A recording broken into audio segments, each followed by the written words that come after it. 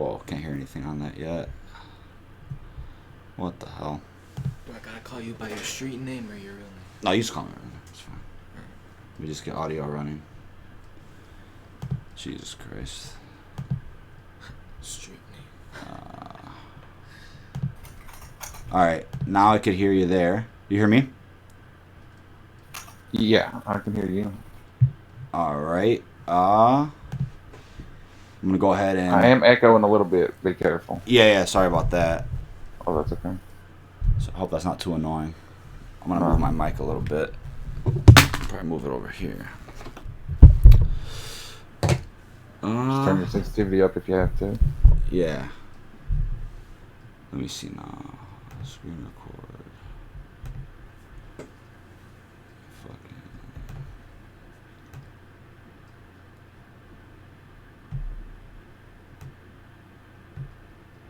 Alright.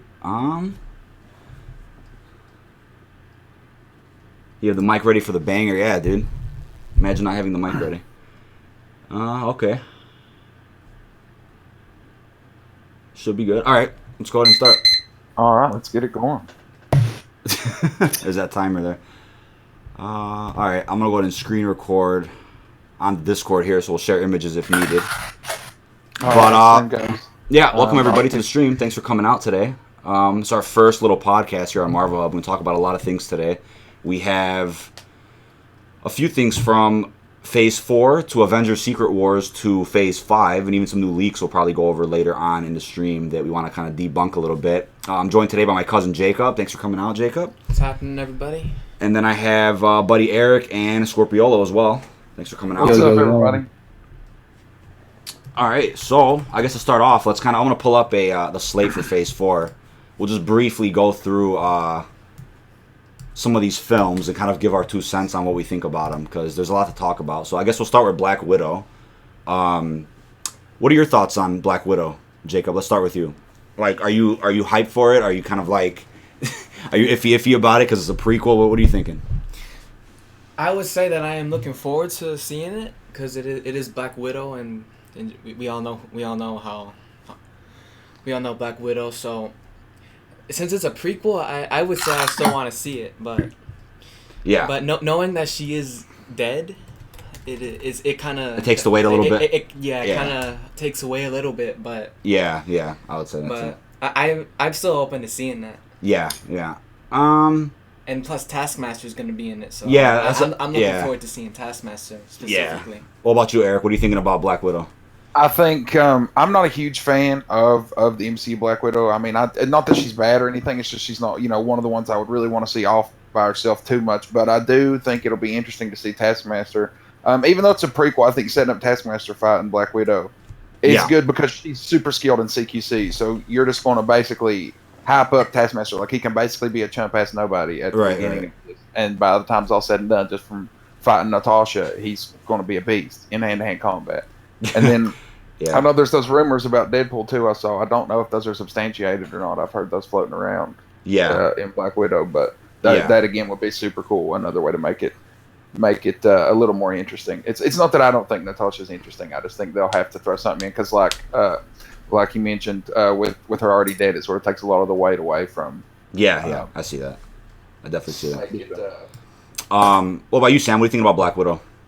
I'm just kind of like, we know nothing can happen to her because we know she has to be there for all the Infinity War. So there's kind of no stake. It's like stakes in it. They could literally hold a gun to her head the entire movie, and there's nothing to fear. Like, she's in Infinity War. The only thing I can think of is if they make it more significant in some way, or if the supporting characters are particularly special. Time stone, then that could add. She dies, use a time stone. Yeah, I don't know. It's just like, I guess my theory for Black Widow was, like, without dragging a little bit too much on this topic, I was going to say maybe you introduce us to Yelena, right? That's the other Black Widow. You introduce her to who her love interest was, and you introduce all these things. You don't necessarily have to stop Taskmaster in the Black Widow movie. I think what they could either do is set him up for, like, future appearances, or what they could do is kind of jump back and forth where Black Widow dealt with Taskmaster, in between Civil War and Infinity War, didn't finish the job, so she didn't fully defeat him, and then the movie could kind of jump to like present day with the new Black Widow, and she'll take him down. I'm kind of like assuming it could jump back and forth like that, unless the whole movie takes place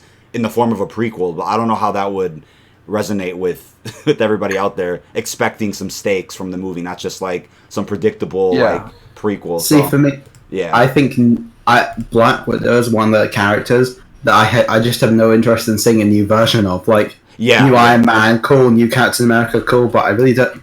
I feel like Black Widow is Natasha. That's right. Yeah, I think they have the potential to do it. You know what I'm saying? I think. I mean, they could. Especially the Taskmaster stuff it makes it easy because you could just have it so that the Taskmaster learns a lot of his moves off the original Natasha, and when he fights the new Black Widow, you sort of get to see it stacked up like her. Yeah. Basically, not really fighting Natasha, but fighting Natasha by proxy. Yeah. And you can see some like power scaling. All round, I think the movie's 5 years too late, to be honest. Yeah, just 5 years I too late. Yeah.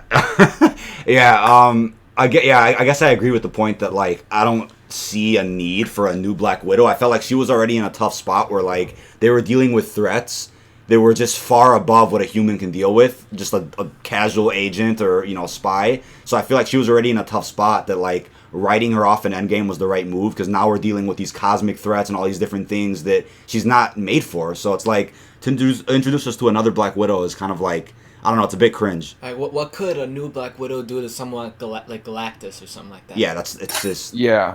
I think that's the MCU's biggest problem going forward. Yeah. I think scope-wise, to lean away from Natasha just a little bit for a second, they need to focus on, having Earth heroes, like small town, like your friendly neighborhood superheroes, and then you've got your cosmic dudes, and just separate those entirely. Because like you said, to introduce all this cool shit, at the same time dwarfs a ton of people. Like, what does Luke Cage or Natasha Romanoff or somebody matter against Galactus? Right. But a character like Daredevil or someone like what?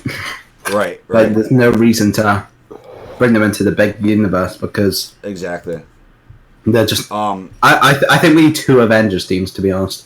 Yeah, or even just, I think they need to stop. I think the Disney Plus is a step in the right direction, but just stop relegating the street level heroes to just like that can make movies. Like, to look at Tobey Maguire's Spider-Man, you know what I'm saying? Yeah. People love that kind of stuff. It's not that the grand stuff isn't cool, but it makes the grand stuff more grand when we get to see everything else. And just fleeting clues and stuff, building up the bigger stuff is fine, but I just want to see more of the grounded level superheroes. Yeah, exactly. And also, we've known the same actress as Black Widow for all the way since Iron Man 2. Yeah, so if you bring in a new person to be Black Widow, it's gonna get difficult for people to assimilate to this new actress. Yeah, her. It'll take. It's not gonna sit well with everybody because it's not Natasha Romanoff anymore. It's someone else. Yeah, I'm trying to figure out, like, are they setting up, like, a trilogy of Black Widow films, or are they just trying to, like, do a one-off and then have this new Black Widow just pop up in random MCU movies, like, in the form of, like, a mini crossover? Like,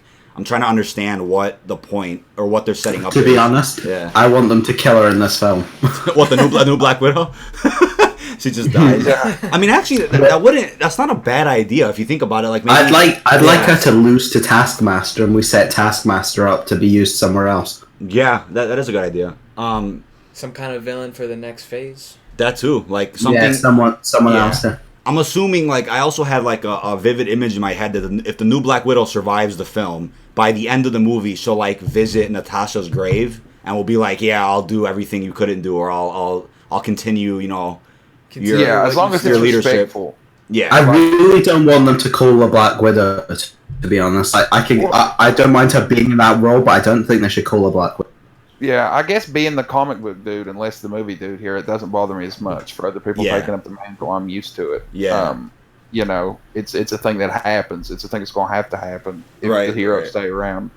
But I think that a new Black Widow is the easiest one to swallow. I think there's a lot rougher recasts or like new hero mantles or whatever you want to call it with Jane Foster and stuff later on down the line. That'll be a little harder to swallow. But I don't think a new Black Widow is terrible. It's not that she wasn't interesting, but I felt like she was very much, and I think it's a product of just when the earlier MCU movies came out, but she was just there because she was sexy. Like, she didn't really do all that much. Like, I like how character she had was when she died. As far as her having a character. Yeah. She whipped ass in Iron Man 2, and like it's funny how she was more sexualized in Phase 1, And then, like, as Phase 2 came around, it was less of, like, sexualizing her and more of, like, giving her some backstory, some death, hinting at Budapest, showing the Red Room in we never Age of saw Ultron. any backstory for her until Age of Ultron. Yeah, we never really had much. Like, there was a few quotes here and there in, like, the first Avengers, but it wasn't anything major. So I'm like, I guess this movie is the one film to wrap up those loose ends with, like, what Budapest was, which I'm kind of assuming the Winter Soldier might have been there. She refused to deny Jeremy. She refused to deny Hawkeye making an appearance. He 100% will be. I think Samuel Jackson will be in it at some point too. Oh yeah, because we know Hawkeye was there. Yeah, Budapest. So I'm like, I'm wondering if Budapest was like an extraterrestrial threat, or was it like some street level threat? Like, it was massive. Like, I'm trying to figure out what can make sense for a Budapest level threat. Like, what would it be?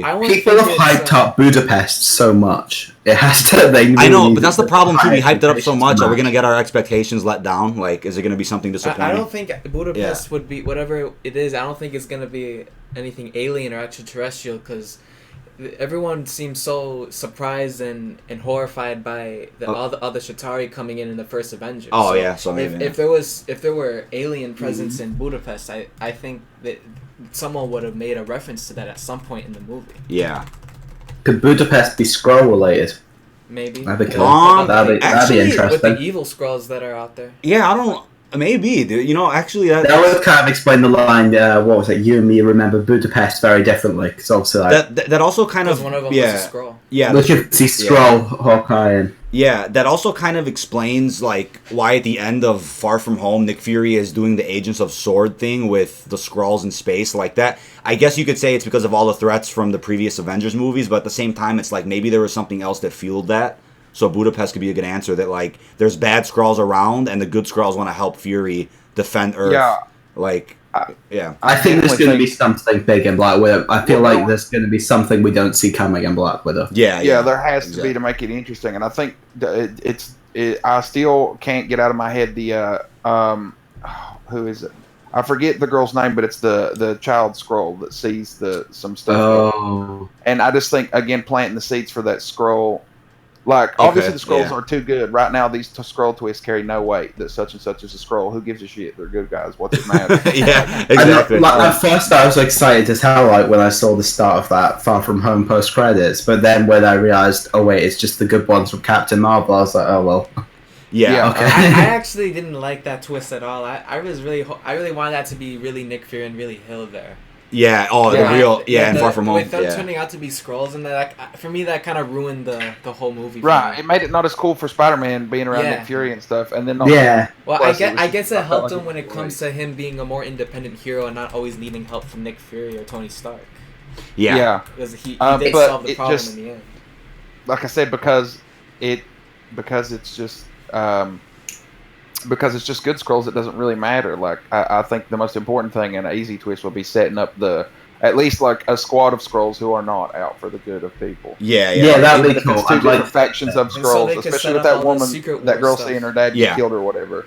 I just think that sets up a lot of shit that they could play around with. And they can set up all the Secret Wars storyline coming. Yeah, because I feel like people saw Captain Marvel and they were like, all right, well, Secret Invasion is not happening. I'm like, Secret Invasion, my bad. Or Secret Invasion, Secret Invasion. And I still think they could just explain easily that, there's good Skrulls and bad Skrulls, just like there's bad humans and good humans. Like, they could easily just do that.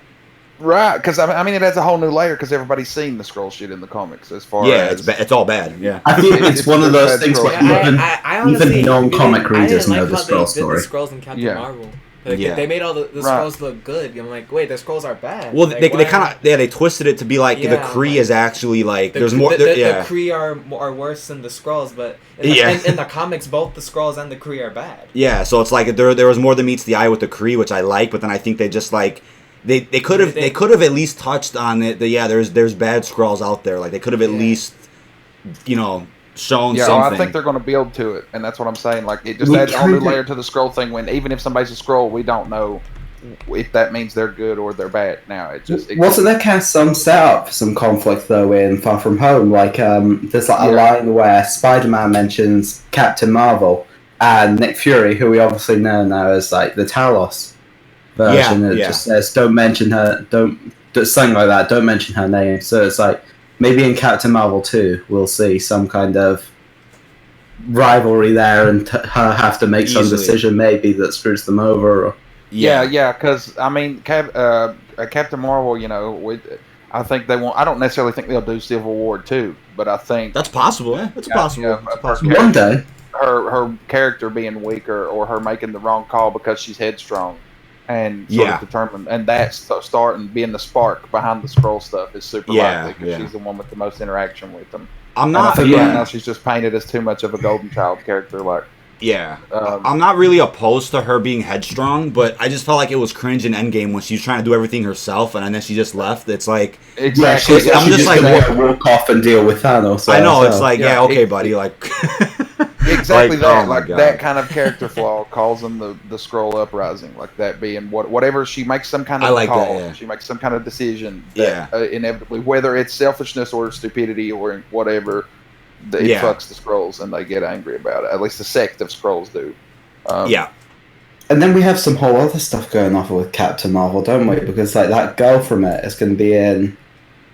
Oh yes, the which girl? Monica Rambeau, is that her name? She's going to be in WandaVision. And like my first thought was like, cool, but what the hell is she doing there? Yeah, her daughter. So the young African American girl, she is gonna be in WandaVision. Is that what it is? Well, that's title ever, by the way. I think. Wait, what is it? WandaVision. Okay, WandaVision. Yeah, so she'll be in WandaVision, but is she supposed to take up a role as somebody? Like, I'm not too familiar with those Captain Marvel comics, to be honest.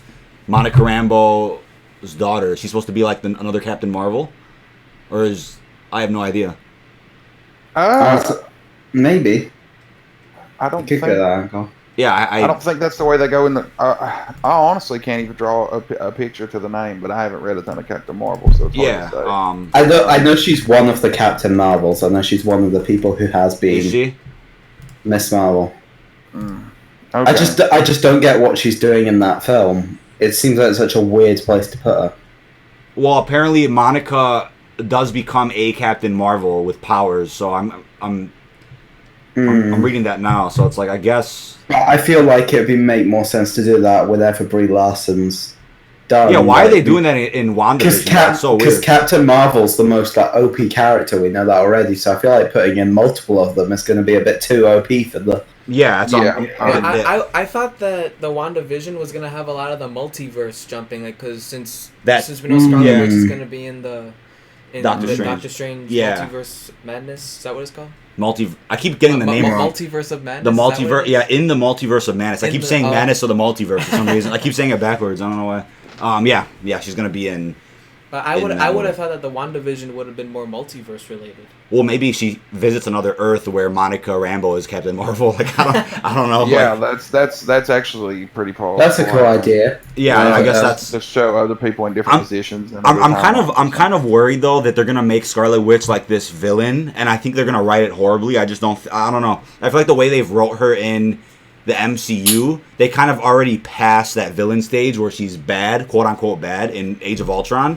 So I feel like if they do that again, I don't know. I don't know. Maybe if she loses Vision for good in the TV show, maybe she'll turn bad, and we'll get some House of M stuff and some comics where like she goes ballistic. Maybe more of an anti. Well, there was a thing saying that this film was going to be based off House of M, or it's going to be like somehow tied. Well, for House of M, you do need the X-Men, so I don't know. Like no, but the thing is that I was thinking that right, House of M. The basis of House of M is she takes away all the mutants' powers. Yeah. So what if they invert that?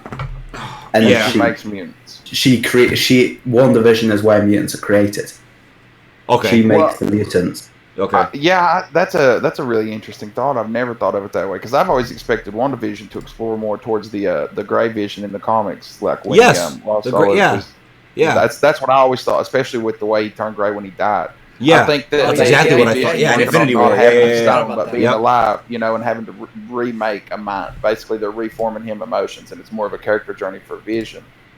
That's just the way I always thought about it. But if it's more to do with like, what I mean, if it could have something to do with House of M, she very well could, or at least like again plant the seeds. Even if like all the mutants aren't just there after the movie, they just do something the same way the Snap left the leftovers just build that foundation. Yeah. So it's not such a shock when I feel it's going to be a really interesting year because I think all those like the way they've marketed it is if it's as if Phase 4 is going to be very like standalone films. I think that whole year 2021 is going to be much more connected than we think. Yeah, I feel like they're the way they've introduced us to like the Phase 4 slate. Everything seems very like you said, standalone. Because we already know that WandaVision leads into Doctor Strange, and now there's things that apparently Loki is actually like connected to Doctor Strange as well. Yeah, I heard a rumor yesterday that Loki might appear in Thor: Love and Thunder. So apparently Loki is also going to be like a prequel to Love and Thunder. Yeah, and I feel like that whole year is going to be much more. I think it's going to be like a whole like 5-part. Yeah, I feel like the only thing that's really standalone in Phase 4 is the What If show, which is fair because it's obviously like. It's all. I don't think it is. It's all for fun, yeah. I don't know. It's because it comes out after WandaVision. That's coming just after the multiverse. Yeah, that's what I'm saying. So after we get our multiverse. So maybe it's like what if etc. But what that what if scenario actually does exist in a different universe. Like I guess they could play it like that too. I think the what if is just going to be showing a bunch of different universes and showing like the ramifications of like whatever will happen in Doctor Strange, where we end up with this massive multiverse. Right. And what ifs like the repercussions of that. Yeah, I can see that. I'm interested in the animated thing's going to be interesting. Like, I think a lot of people have gone with the assumption because it's animated, they're going to make it like totally disconnected. But I don't think it's going to be. Yeah, I just think it's going to allow them to do crazier stuff without having to throw budget at it. Because you can't just go and get Benedict Cumberbatch for like a 20-minute episode. That's not. Yeah, he's too expensive. Yeah. But they can literally get him in for like, they can literally just get him in the recording studio for a day. Yeah, I see what you mean. It would be too expensive. I feel like it's one of these things where they want to do so much ambitious stuff with it. Yeah. What are your thoughts on Falcon and Winter Soldier? How excited are you for it, Jacob? What's going on with that? I would say that the Falcon and the Winter Soldier is the one of the few of the Disney Plus shows that I probably am most looking forward to watching. Yeah. Because seeing Falcon and Winter Soldier go in Winter Soldier and then in Civil War and then how they the duo of the two characters I like. They've grown a lot. Yeah, they've grown a lot as a duo. So, yeah. So I think that one's probably going to be the most I don't know, action packed maybe, but I would say the most stand out. Yeah. I agree with that. We have a comment from Rocksteady. Do you guys want to see Ironheart or Iron Lad in the MCU? Without going on a tangent, I feel like we're a bit too far away from that. We started off from Black Widow. Yeah. Well, I think we've touched bases on a lot of different Phase 4 projects, so that's fine. But I think Iron Lad or Ironheart, obviously Morgan Stark's 5 years old in Endgame, so if they're gonna play it off with Morgan, it'll have to be a while so that it makes sense, or they have to do another time jump. I don't know. What do they do? Riri Williams. Yeah, that's what I was gonna say. Yeah, dude, you're talking about starting a race war if you make Ironheart and make her white. Yeah, I know. It is.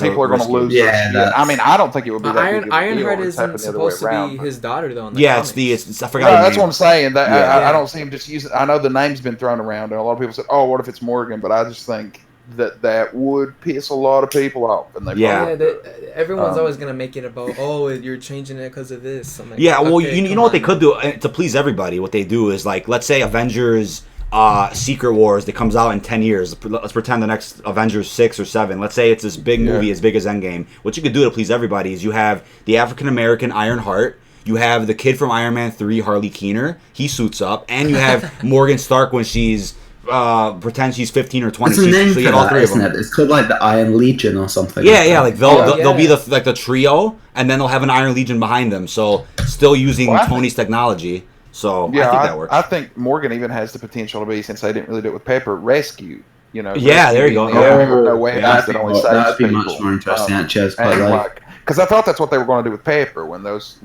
pictures were coming around of her in the suit and stuff. Yeah, but it was more just kind of a way for her to join in that final battle and be there for Tony's death. So I think that the potential for rescue is still open, and I think having the death of her dad being a huge motivator for her character could make her like a piece. I would hate to see her die, though. I'm not going to let anybody else. But like that's her whole. Every big character's going to. I guess he was like Yeah, he was like a character who was like, he was injured in battle, and they could kind of do the angle where because of that she wants to save people who are injured in battle. Yeah, she's like, I'm not gonna let anybody else die like my dad. Like, Yeah, I see what you mean. I saw a great theory that I really liked is that because like in the comics, you guys have heard of Kang the Conqueror, right? Yes. King the Conqueror, yeah, the time travel guy. Kang, I think I heard in one of the versions at least, Kang's identity is a character called Nathaniel Richards, who was Iron Lad.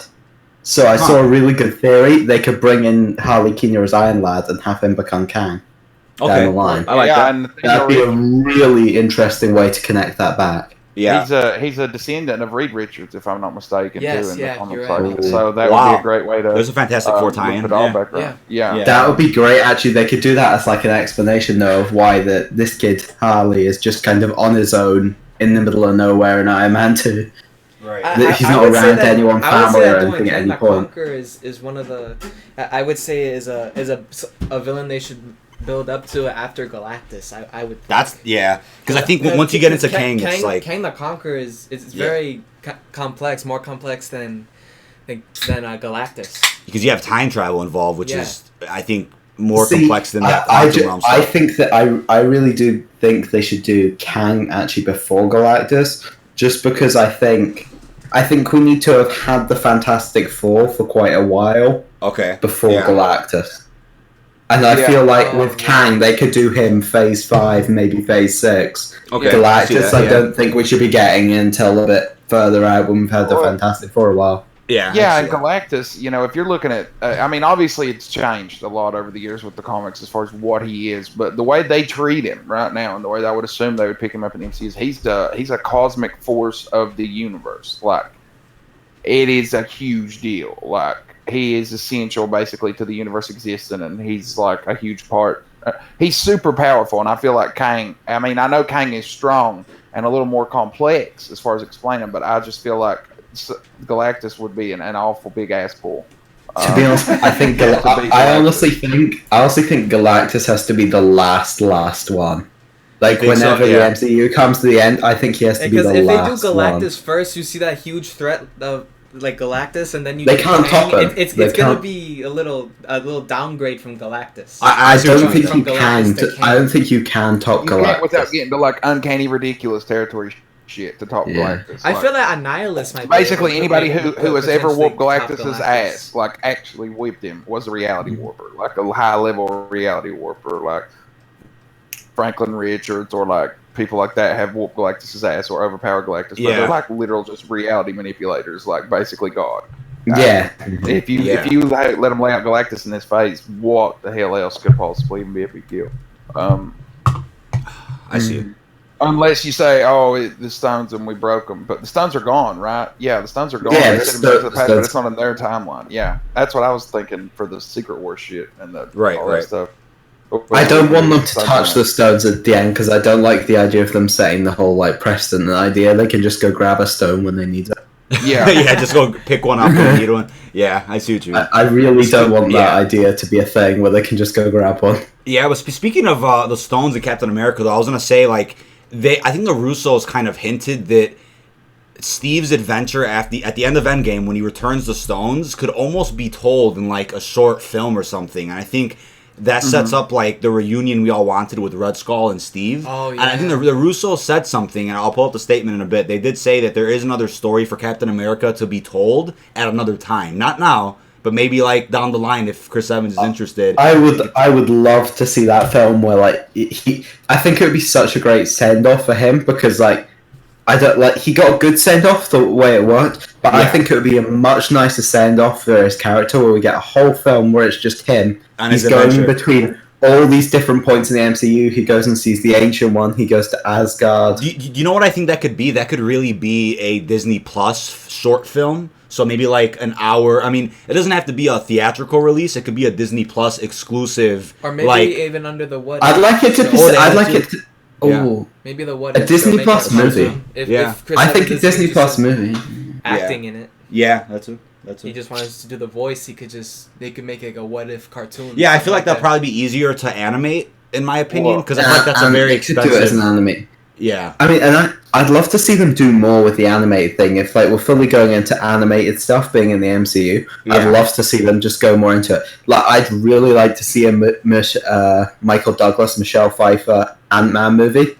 Oh, okay. Yeah, that'd be sick as hell. Yeah, that's pretty cool. And I think it opens the groundwork for them to show fantastic shit. Like, you could have the Captain America movie with him dipping around through time as basically Hitchhiker's Guide to the Marvel Universe. Like, he gets all the shit. Yeah. And they can animate it, you know what I'm saying? So it's still a cartoon. But if you see, let's say, I don't know, Galactus in this cartoon or something, you're still going to be hyped for him to come to the MCU because it's animated. You still want to see what they make it look like. But they can explain concepts that are way too grand for like a 30-second fucking cutaway that's going to cost them $10 million. Yeah, that's exactly what I'm saying. Yeah, it's like the animations they can do. It's just it opens a whole new area. You know, some really dope shit like that. Yeah. Like just it's like animating a massive Galactus is like a multi-million thing, but just like drawing him out for like an animated cartoon. Yeah, that's a few thousand. Yeah.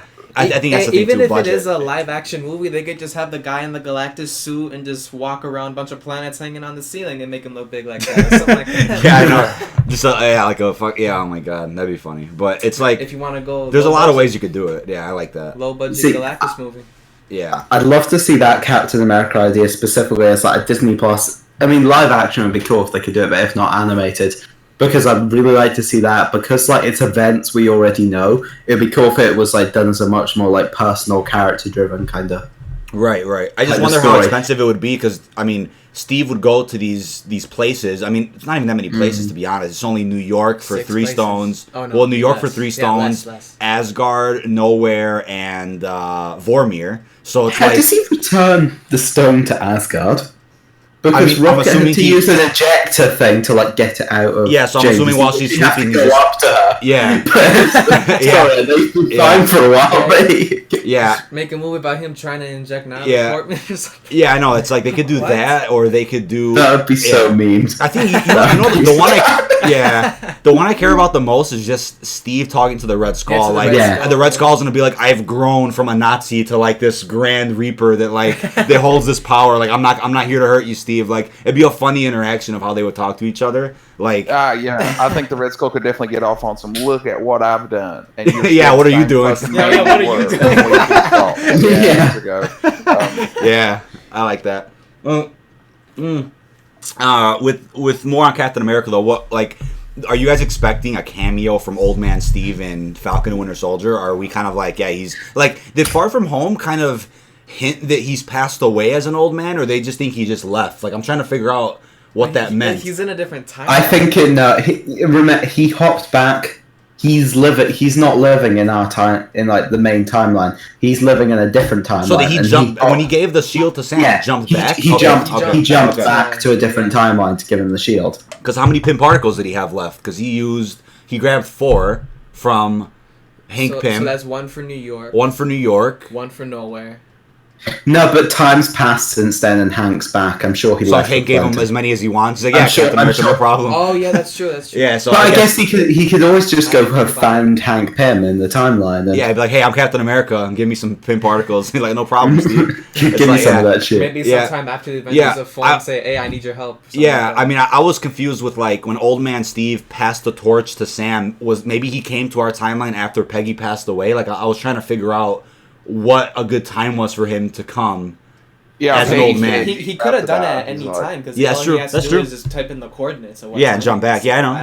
And he waited to do it till he was an old man. So there's because he had the set for the return trip. But. Yeah, and in their time it was only 10 seconds, so he could have stayed for as long as he wanted to. Yeah, exactly. He didn't need to go back at any certain time. Yeah, I know. Yeah, the thing we don't know is if he then hops back or if he stayed. Because we don't know if Peggy's dead. Because if he stayed, that means Peggy passed away, and his life is fulfilled, and he feels Because I'm assuming, I'm assuming his Peggy's still dead. Because she died of natural causes, and it's not a massively different timeline. And keep in mind, she died of natural causes in 2016 when Civil War happened, and Endgame is 2023. So theoretically, in an alternate timeline, he lived out with Peggy. She passed away, and maybe in 2016, when she passes, is when he chose to jump to our timeline 2023 to pass a shield to Steve, and then maybe stayed. but no one would recognize him, so that's why I think Captain America's gone. I don't know. I'm sure he didn't publicly come out and say, "Yeah, I'm an old man now. Sorry, like I live my life." I think just leaving him there in case they ever want to. I don't think he wanted to get back into the public spotlight because he lived his life. He was done with that. Yeah, he was done with that. He doesn't want to do it anymore. Yeah, I think they just leave it as if everything ever goes to pot, they can be like, "Oh, here's Captain America. Chris Evans makes a return cameo." They like make him young again for a movie or something. I could really see him in Falcon and the Winter Soldier, like a future season. Okay. Yeah. The only way I would think him popping up would be if they were really just going to say, "Okay, Falcon's Captain America now." Like it would be that. For that moment, I think it would be necessary to have Steve there. I don't think it would be fair to pass the mantle without having something said or thought by Steve in that situation. Yeah. With him not there, I don't think it's fair to pass the mantle on. I think that's a lot of what made Miles more acceptable in Into the Spider-Verse than it was in the comics. Because in the comics, Peter just died and he just picks up the suit. Whereas in the Spider-Verse, he gets to spend all that time with another Peter and sort of earns his keep. And I think the same would go for him. Like, have real Captain America pass the mantle to him, and it would be fine. I mean, obviously, the S.H.I.E.L.D. already could have done that, but they still said... I think we're kind of meant to have gone under the assumption that was the passing of the mantle. And but I just think that they said, that he's not Captain America yet. I think the show is going to be more. Yeah, I think that was the premise of the show. I think that he's. I think they might do some conflict between him and Bucky, and Bucky kind of resenting him, thinking like, "Why did he give it to you and not to me?" Exactly, and I know through that but conflict. Bucky was his best friend, so I was a little that threw me off a little bit. Wait, why didn't he give it to Bucky? I think like Sebastian Stan had like a quote where he was like, "Yeah, Bucky doesn't deserve to be Captain America." I think his point though when saying that is that the Winter Soldier as a character has been through so much that he's almost done. He's not done because he has more adventures in him. But I guess he doesn't feel like he wants to take on a new leadership role when he feels like he's done so much bad as a character. Falcon isn't superpowered. Yeah. Falcon isn't superpowered. He's not got the super strength. He's just kind of a normal guy with the shield. And he still has the wings too, so he'll be fine. Yeah, Bucky has the super strength and all that kind of stuff. And I think it's less about the powers, and it's more that Captain America is a moral standpoint. The spirit, the spirit of him. Yeah. He's a purely good. Like I think the language, that's Captain America. That you know what I mean. He's a purely good.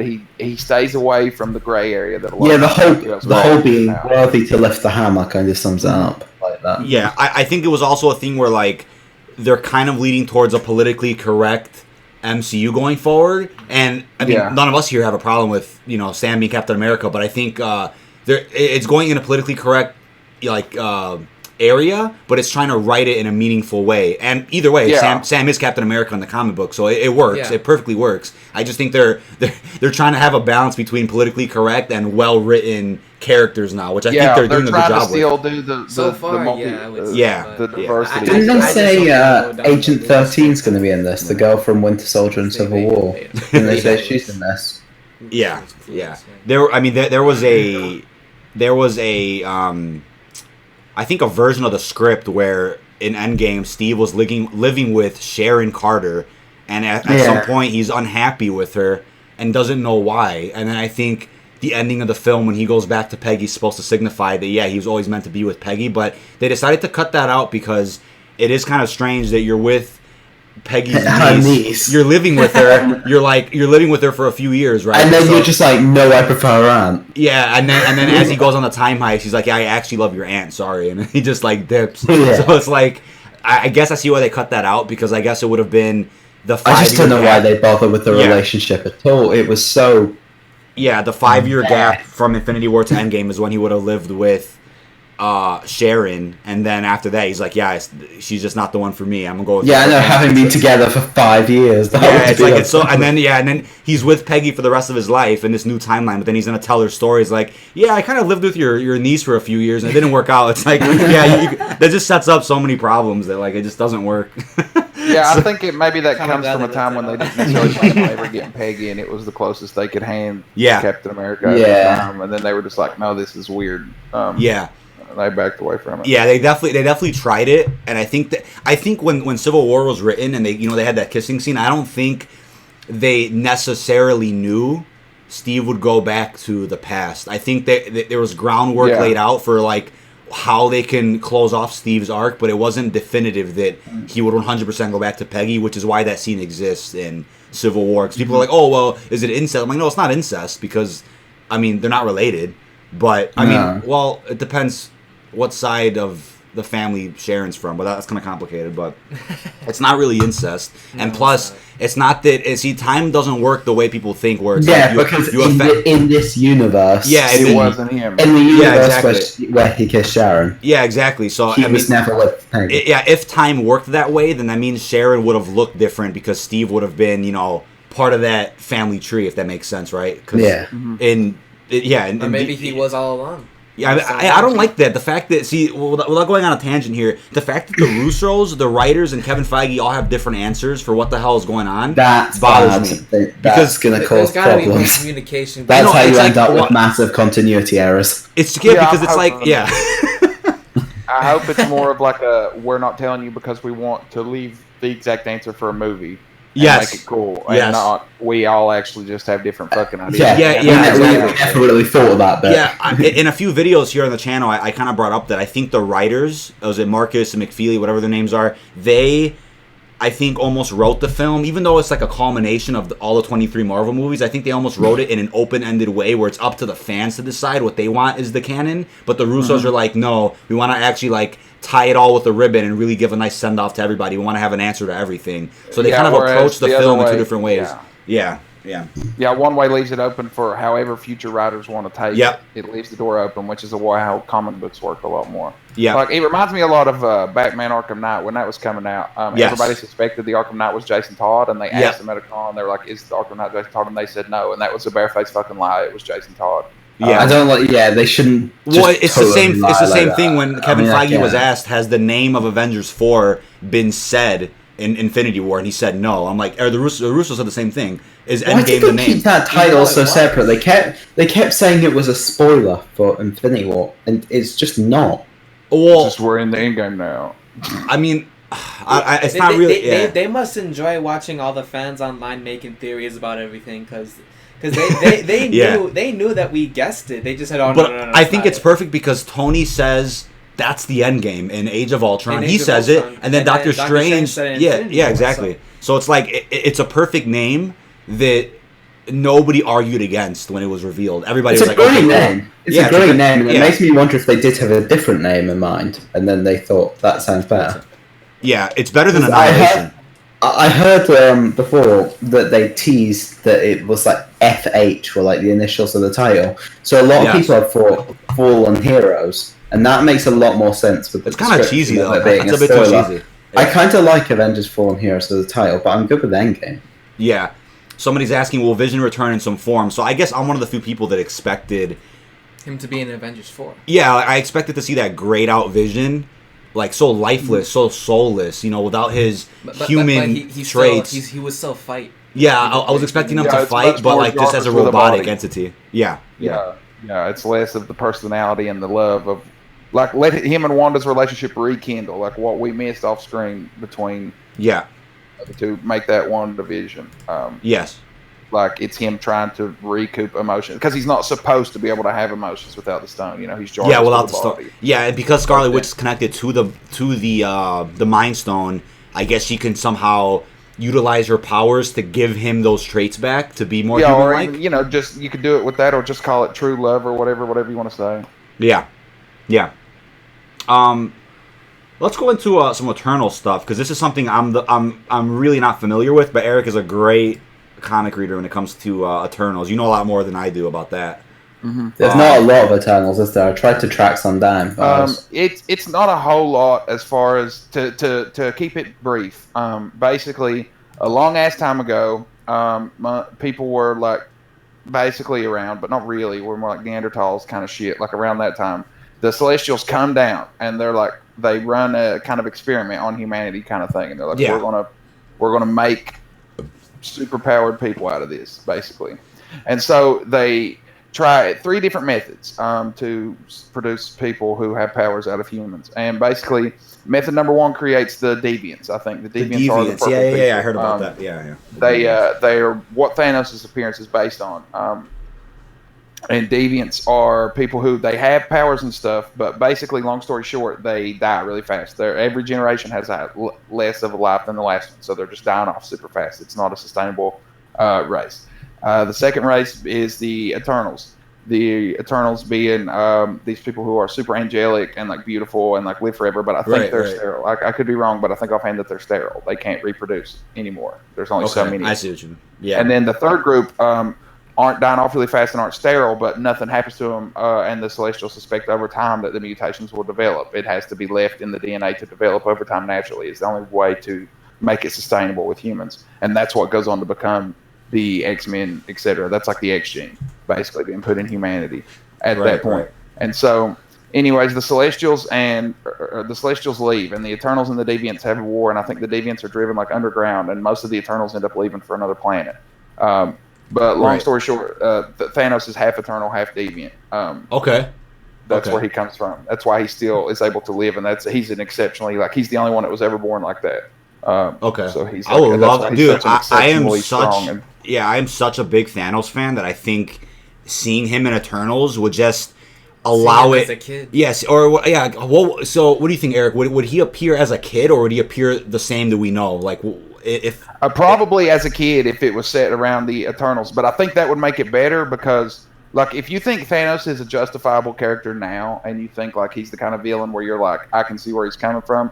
Like when you see Eternals, it's going to really rock you because if they play it off like the comics, the Deviants really get shit on, like really bad, just by everybody. It's just like the whole universe just kicks these fuckers while they're down, and it's really sad. And you'll get to see Thanos' people starve and die. You know, like he said, this used to be a hub for my people. But I'm assuming he lived with the Eternals there because that was a really nice place, and I don't think the Deviants ever really lived like that. But I could be wrong. Okay. Especially considering the way he described his people dying out, he doesn't seem to talk like he lived with Deviants. So I'm thinking he'll be raised by the Eternals. That's really interesting. That would be a really interesting twist if we just don't know it, and young Thanos was the main character of the movie. Yeah, well, he's there. Like, he's just there. Yeah, I think a Thanos comic that I read was Thanos Rising. That's a good one. That's about when he was a kid too, and how he was driven to become the Thanos that we see. Yeah, that's a good one. That really touched a lot on when he was a kid. Yeah, I like that. I think that's one of the best ones they've done. But the thing about Eternals, right, is a lot of people will approach the film and not understand what the point of seeing it is. Like, what is it building towards in terms of, like, the future of the MCU? But I think if Thanos is in the film, more people will give it a chance. It'll help with the marketing, right? But it also, like, further solidifies that Phase 4, even though there's a lot of standalone projects in here, right? Like Shang-Chi and Eternals, you know, though they're really filling in those loose ends that people don't understand, which is a really helpful thing to do after a big movie like Avengers Endgame. So... Yeah, this is just dotting stuff along before they make a broad brush stroke to connect everything, blend it together. It's just dotting stuff where they need it to brush it together again later. Like, we have to treat this like a reboot almost of the MCU. Like, this is Phase 1 again in a lot of ways. Like, there's shit built and there's shit there, but to make a new, huge, interconnected story, we have to start with stuff that seems completely unrelated. Right. Like, they can't just give us, Mjolnir at the end of Iron Man again and make people pop anymore. That, we're used to that kind of stuff. It's going to take a lot more. Right. Like, if you go watch Eternals and then go watch X movie, you'll recognize this thing. You'll go, oh, that's, and you know what I mean? That kind of shit. It has to do something big. If they could do the Thanos angle, they could do the tying it to mutants angle. Yeah. But they've got to give it something. Like, the sequel is a different game because the sequel can just, the characters are now established. People were invested in the first one. Yeah. Now they do a sequel. Right. The first film has to have a selling point now. Yeah, and it needs something big to draw people in to watch the film because I think Marvel knows the movie will be great, but I think with the marketing, people who haven't read those Eternals comics, who don't know about Thanos being connected, the marketing is so important for this one because once you bring people in and they get invested in it, it'll be like Guardians of the Galaxy, where the Guardians they were around, they weren't crazy popular before the first film, but they were around. But I think with the great marketing that film had and the people just got so invested in those characters, boom, right there. Then they're in all the cartoons now, they're in more comics. Back then, as well, the connective tissue for each film was enough to just be the Infinity Stones. Yes. And where the next Infinity Stone is going to show up. Yep. That was literally that worked back then, and that worked really well. Because everyone was thinking going into Black Panther, because we didn't have the last stone yet. We didn't have the Soul Stone, Surely the Soul Stone's in Wakanda. Yeah. And then it wasn't. Like, that was a massive thing. I feel like the ancestral plane could have been retconned to be the Soul Stone realm. Yeah. That would have been okay. That's where I definitely thought they were going when Black Panther was coming out. And plus the dust was orange, too. When he put it on himself, I think, in Black Panther. It was all orange. Yeah. So I'm like, yo, the Soul Stone's orange. That'd be kind of cool if that was connected. But I thought it was that, or I thought it was Heimdall, because he could see everybody's quote-unquote soul in the universe. Remember how you would say that in the first Thor? But then at the same time, there's issues with both of those, because they both work, in theory. But that's too many stones connected to Earth, too many stones connected to Asgard. They wanted to just kind of branch away from that and kind of, acknowledge that, there's a whole other universe out there where these stones could have been. So that's why they kind of... I get that. But I get that it seems like it would seem a bit too convenient if each of the stones just happened to be with all the most important characters we've been following. Yeah. But at the same time, I didn't like where the Soul Stone was, because I thought the whole thing on Vormir just felt like a tool for them to be able to kill off two characters. It really just felt like a way for them to kill off characters mid-movie.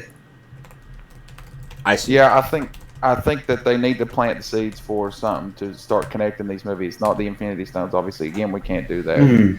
But with that's going to be the biggest thing. Is how maybe the mutants don't just appear. Maybe over multiple movies somehow we get maybe through. I mean, how we talked earlier about how these films could all be more connected than we think. Maybe with the Deadpool and Black Widow stuff. Yeah. Maybe this arc going from WandaVision all the way through to Thor is the creation of the mutants. Yeah. Yeah.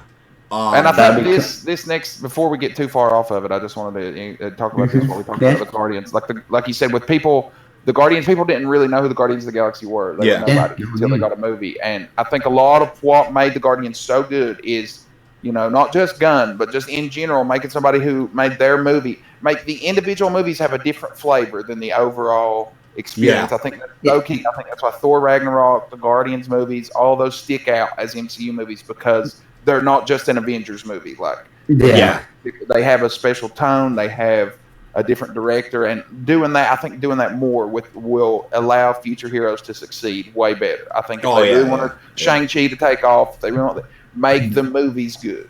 And Black Panther did that. Black Panther really did that, and I think Shang-Chi's going to have a lot. See, I can really see though how with each of these, they're trying to give it something that ties it back to something of the past. Even though all of these are really new, we've got a new Black Widow, bring in the old one too. Falcon and the Winter Soldier, we've got him becoming Captain America. Yeah. Shang-Chi, we've got finally the Mandarin. Yeah, I really like that, because Shang-Chi is already a film that I'm sure people are like, well, what's the point of this film? Well, obviously you're getting closer to that Iron Man thread with the 10 rings, the real Mandarin.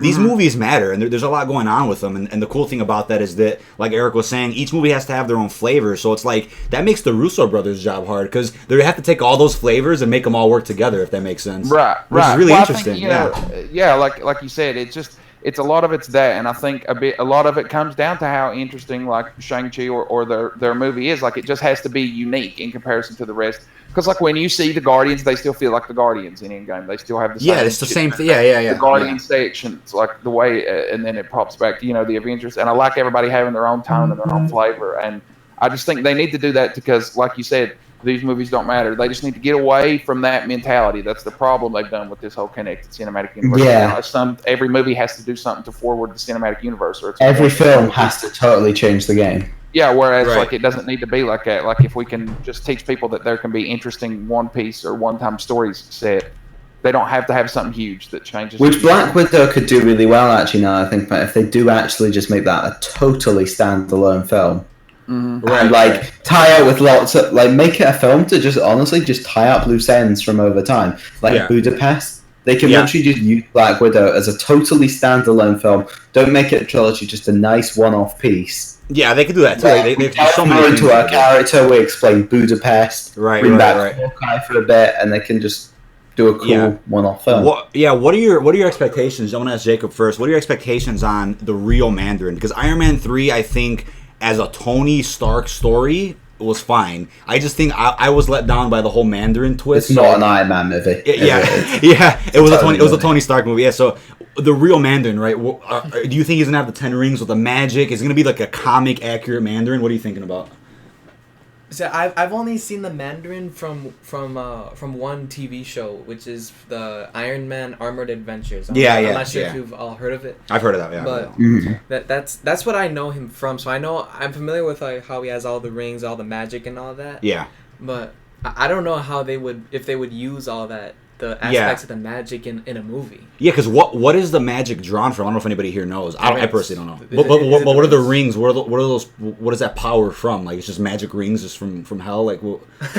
Like I don't know if Eric or Sam knows. I don't know. I'm not too familiar with where the rings are from, but they're all ancient and they all have. Like are they a form of like the magic from like Doctor Strange, like that kind of like? That's what I'm wondering. Yeah, if Mandarin is going to be Shang-Chi's father. Shang-Chi's a martial artist character. How the hell's he going? Yeah, so Shang-Chi's father's the Mandarin. That's set in stone, right? Maybe the Mandarin won't be the villain of Shang-Chi. Maybe the Mandarin is being saved to be something bigger. I'd be interested to see that. Yeah, I could see the Mandarin if he's this powerful with all this magic and stuff. I could see him as like his villain. If they make it to be as something they're building up to with the Mandarin, I don't think it would be the same without Iron Man. Because he's an Iron Man villain, he's an Iron Man villain, and also they're the ones that captured him in the very beginning. Yeah, but at the same time, the Ghost from Ant-Man... cameo. Yeah, do you remember the Ghost from Ant-Man and the Wasp? I think it was a he in the comics. The Ghost is a Iron Man villain too, so I think they're not opposed to changing whose villains belong to who.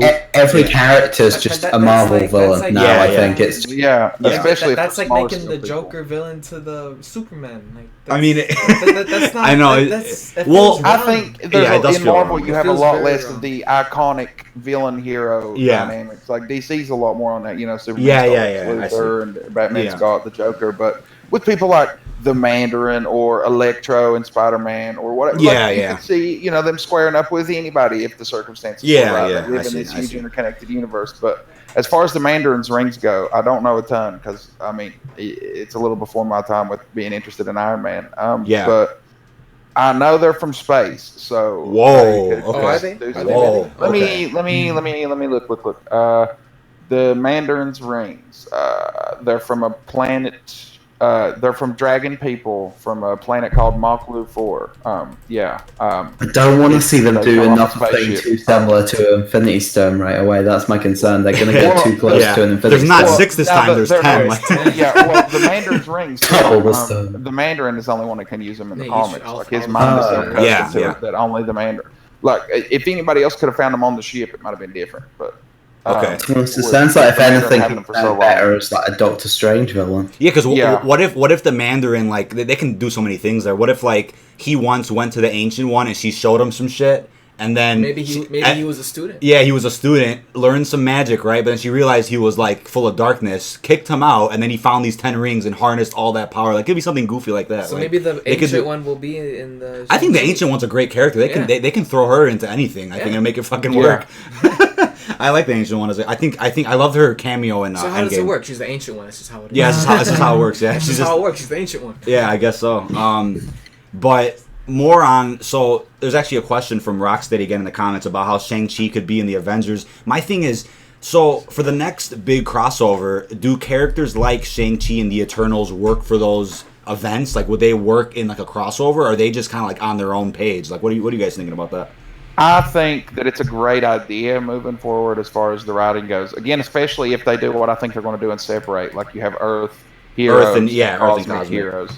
Okay, right. And I think the coolest idea would be, because I think a lot of the problem with the earlier stuff is it's not that they don't go to other places, but it's like when they go to other places, like Sokovia, it doesn't really matter like where they are. Like, I think having more like this is a superhero in China doing his thing, this is a superhero in Russia doing his thing. Or the crossover events of the Earth MCU can just be those people being around each other for whatever reason. Yeah, I see that. Like, would be super cool. That would be an easy way to set that up. Like, just have Shang-Chi doing his thing, but again, just set up culturally that there's more shit going on than just it feels super focused on America.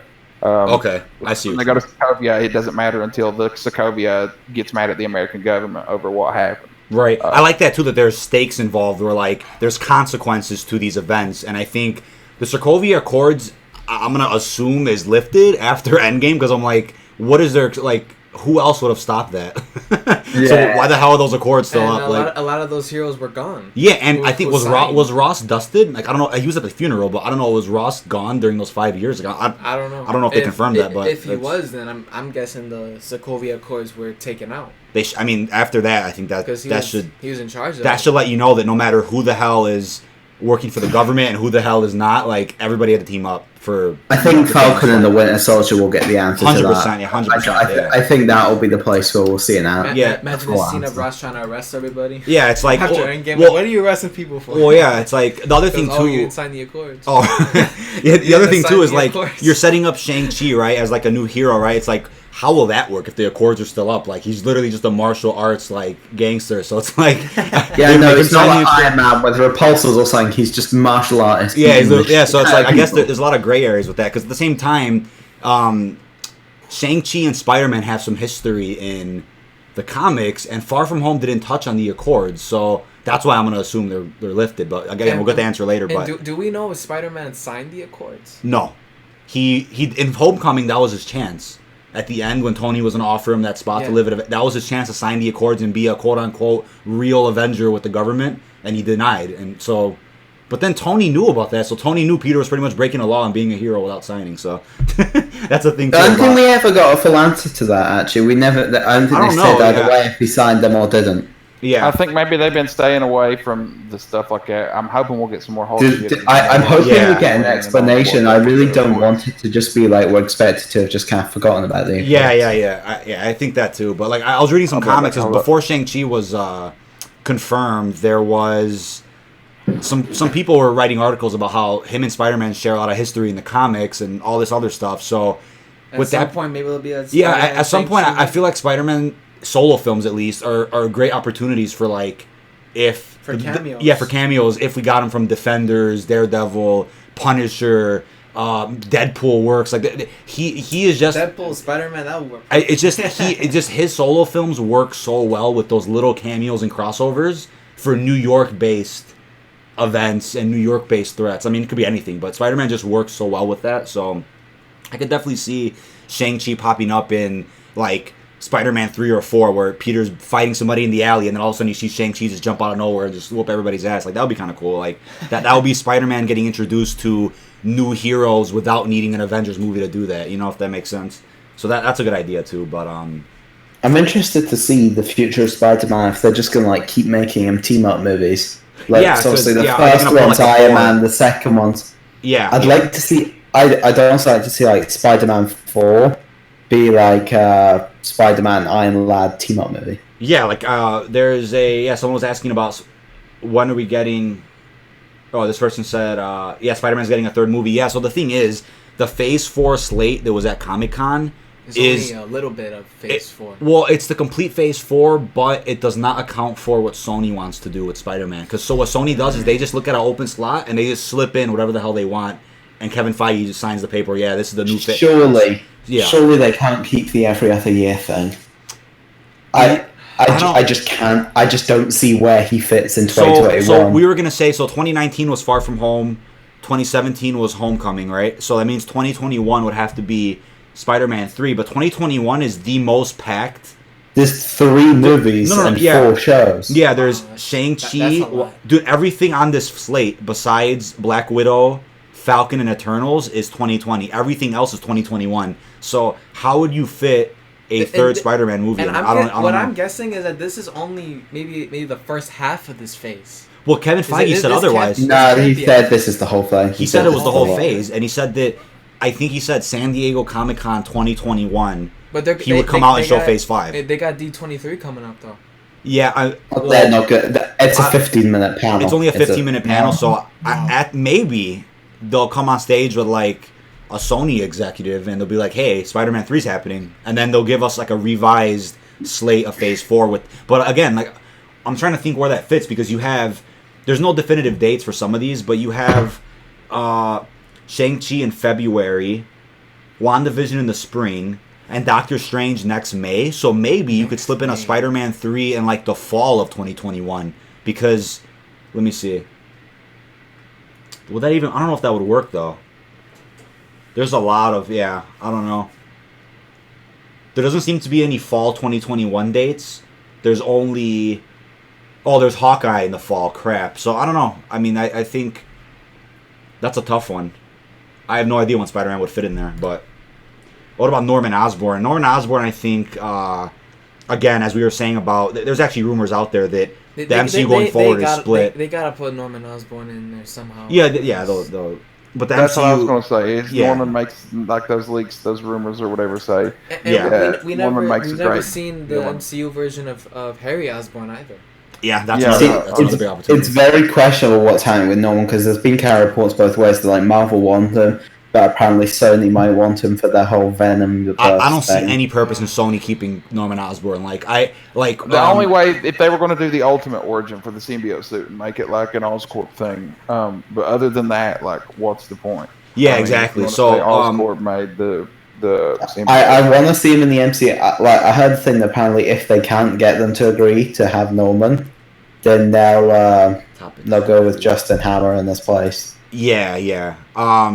I'd be interested in the idea, the whole Dark Avengers thing where Norman Osborn I has think because there's rumors of Thunderbolts and Dark Avengers and all these like villain-based groups, and I'm like, you know what, that's an opportunity for, like Eric was saying, with kind of like that brushstroke, really tying everything together. Bring back villains that we haven't seen. So you can get Justin Hammer, Abomination, the Leader, all these villains that we're like, where the hell did they go? You can have like Norman Osborn bring these people back, make this like crazy Thunderbolts group or this crazy Dark Avengers group, and then dude, there's so much you can do with that, with those unused villains. Yeah, just have Norman go around and pick up people that beat your ass in his first. I think it makes a lot of sense to be Justin Hammer because the whole thing with it is the reason Norman like takes up like an Iron Man suit type thing. I think it's after Tony's gone. Oh yeah, I mean the theory, and he takes it up, but the reason he does it is it's part of like repairing his whole public image after the whole Green Goblin thing. Exactly. It's like Norman trying to step up with his...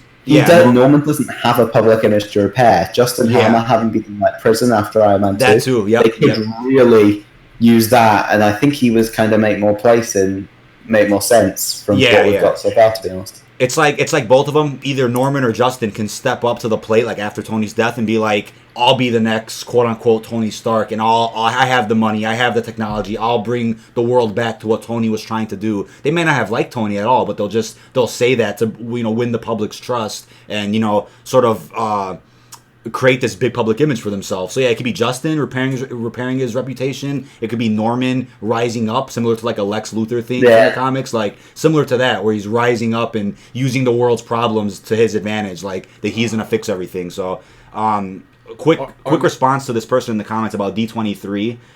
It is confirmed Marvel has a 15-minute panel at D23. But speaking of which, actually, this is more of a up-to-date thing. They've just tweeted saying all tickets are sold out for stuff. I just saw that. They're going to be putting out a post next week updating us on. Yeah, so I'm definitely going to have a stream here. Being streamed. Yeah, I'm definitely going to have a stream here about that. I'm not sure if that panel's being streamed, but I'll try to get something up for that, similar to last time. But let's see, what else were we going on about? Just the Norman Osborn thing. So there was a rumor he would have a post-credit scene in Far From Home, and that didn't happen. So either that was complete baloney, or it's something that is like a concept for the next Spider-Man film, where, in my opinion, you should wait at least, if they're going to have like 6 solo Spider-Man movies, you introduce us to 6 different villains, where we have Vulture, Shocker, and then give us Mysterio. Yeah, so you grow attached to all these villains, and then at the end of the end of Spider-Man 5's post-credit scene, you have Norman Osborn bringing all of them in a room and talking about like what he wants to do. But because I really don't want another Green Goblin. I think they could do that last, like Eric was saying, like do that last. Do the Norman Osborn business corrupt. I would say if they are gonna do another Green Goblin, it has to be Norman Osborn. Oh, not. I would almost say make the Green Goblin. Make him step up to be Iron Man first. To set it up. Yeah. Make him step up to be Iron Man first, and make the whole Green Goblin thing an Iron Man suit. And then maybe like maybe Spider-Man reveals a fraud or something. That once you're fraud, like, I know what you are. I'm gonna expose you. Yeah. Then he's like, all right, I want revenge on Spider-Man for what he did. Yeah, then it becomes Green Goblin. I see that. But the suit and the glider's Iron Man tech. Like, it's Iron Man. Yeah.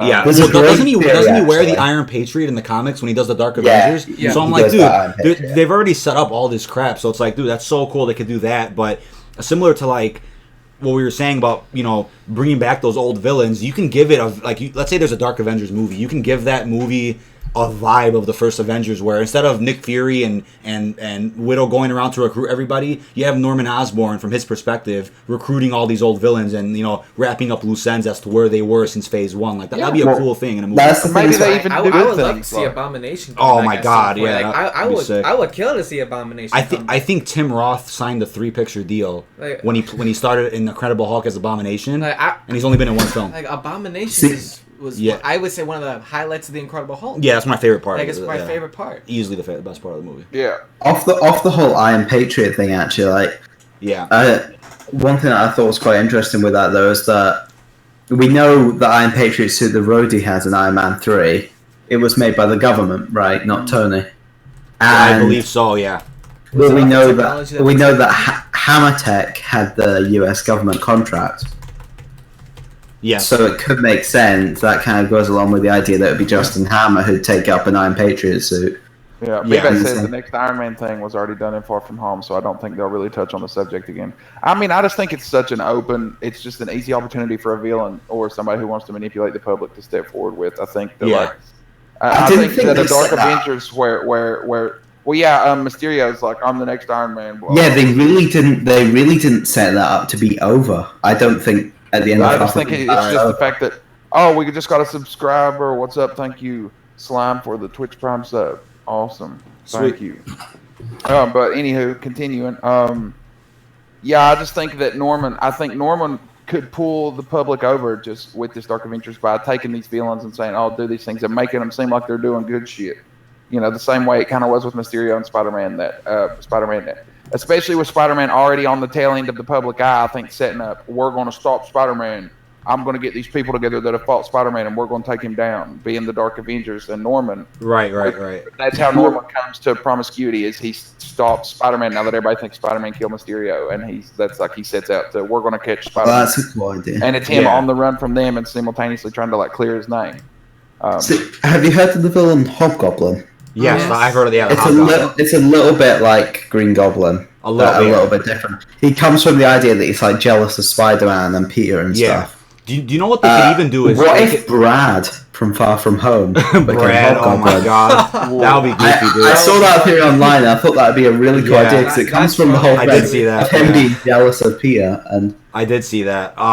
The thing is too, they could, I don't know if you guys have heard of this leak before, but they could revisit a script that was unused for Age of Ultron. Age of Ultron was a very different movie before Universal stepped in and fucked it all up. So basically, they were going to do a Masters of Evil story where Ultron brings all the unused villains, like Abomination, Leader, all these crazy people from the first phase. He would bring them together to make the Masters of Evil. The Avengers would fight them first. Then they fight Ultron at the very end of the movie. It was such a different movie before all the rewrites happened because Universal was like, nope, you're not using Leader or Abomination. So they could revisit something where Norman then makes the Masters of Evil, like we were talking about earlier. I'm glad that was shut down then, because that actually does seem something better to save till about now. I can play something I can really like from Avengers 5. Yeah, I know. I would have seen that Age of Ultron rather than the one we got. Yeah, I know.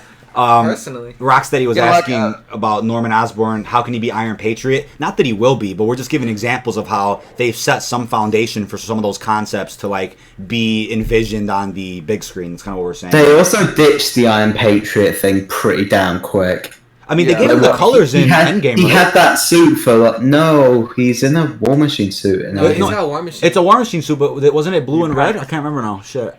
No, I think it's it was a different color when they went. It's definitely not the Iron Patriot thing with the whole US red when they went back in time, wasn't it? I don't remember.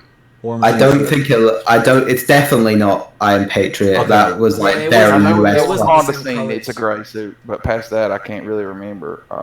I feel like it was only in Iron Man 3 because this is before the Accords, keep in mind. So they were still trying to be like, yeah, we're all for the government. We're all for protecting you guys. It was kind of like it was literally in like the first half hour of Iron Man 3, and then we never saw it again. Yeah, it was supposed to be this like cheesy thing where like the true American spirit, like, yeah, we're still following the law. You know, this is before the Accords where there was restrictions on what they were able to do. So I think it was kind of just like a goofy way to approach trying to win the government's trust in a hard time, you know, when there's all these overpowered beings walking around and shit. So that was kind of. What do you think about that leak, Eric? About the Masters of Evil and Age of Ultron before it was cut? I think that makes a lot of sense. As far as that would be a way better movie than what Age of Ultron was. Not that it was bad, but it just felt like it drove. I'm one of the few who actually quite like that movie. I mean, I like it. Don't get me wrong. I really like the whole AI plot line for it. I really am. What it could have been, it's kind of disappointing. Yeah, I see what you mean. It's just Ultron was smart. Yeah, he would have played a little differently, I feel like. But the idea of the Masters of Evil being reused is really good because I really think the angle of Norman saying, I'm reforming all these people, you know, we're reformed like that. You know, he's like, fuck beating people up. I'm going to make these guys good guys. And of course, it's not real. They're not really good guys, but you know what I mean? It would make people look at him in a completely different light. And especially with Spider-Man already kind of being the bad guy right now, it's just such a primal. Because like, what else do you do with this? Spider-Man being on the run stuff, like Spider-Man being, unless you let somebody step up to say, I'm going to stop Spider-Man. I think they might have held off on the Norman stuff and maybe did J.K. Simmons instead. I do feel like it would have been too much though if it did the Norman thing. Yeah. It would have been it would have felt like some Amazing Spider-Man 2, like Batman versus. It would have been like Batman versus Superman, where you're opening up like 30 threads before you even explain one. Like, it's just I like how they kept that though. Yeah, I do. I'm interested to see though where they go with that next film. Like, if they go full on with like, there's a whole manhunt for Spider-Man. He's like a full on criminal. He's like he's seen as a full on criminal for murdering Mysterio, or if they go a bit lighter on it, it's more his identity's out there. People are a little bit more unsure of him. Yeah, I think it'll be more his identity's out there, and it's a jump start for J. Jonah Jameson to be able to shit on him, and there to be that crowd of people who shits on Spider-Man all the time. Yeah, I don't want them to go.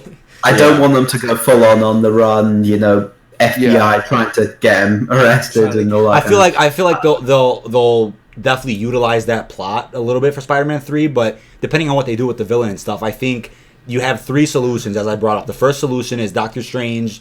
I think in the comics, a magician does wipe the world's memory of Peter's identity. Oh, yeah. You could do that. Doctor Strange could do some crazy spell where everybody forgets. Bit too exaggerated. It is exaggerated, but the second thing was have a Skrull come in and just be Peter for a second. Yeah. Or the third thing, I think, was expose Mysterio's drones as fraudulent and like how he played them in a bit. You know what I mean? So there's 3 solutions to fixing Peter's identity if they want to keep it. But if they're going with like a Tony Stark route where his identity is exposed, that's a bit. I don't know how that could work. To me, it goes really well along with the whole basis of the film, because the whole basis of the film, it's kind of works in parallel to Iron Man 1, because it's like, so like Tony just chose to become a hero and stuff, and he really wanted to like pursue the whole.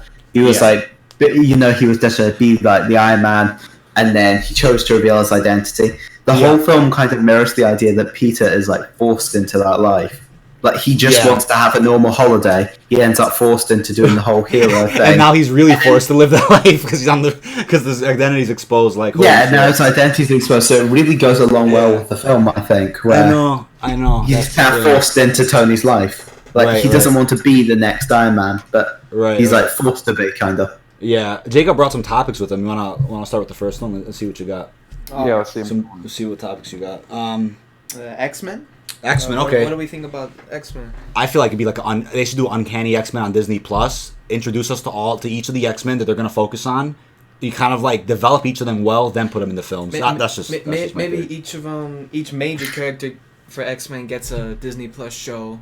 That'd be cool. And then bring a big X-Men movie. Like a short limited series for each character, like 6 to 8 episodes. Like a Magneto show, a Wolverine show, X-Men, Professor Xavier show. I have one big thing with the new X-Men.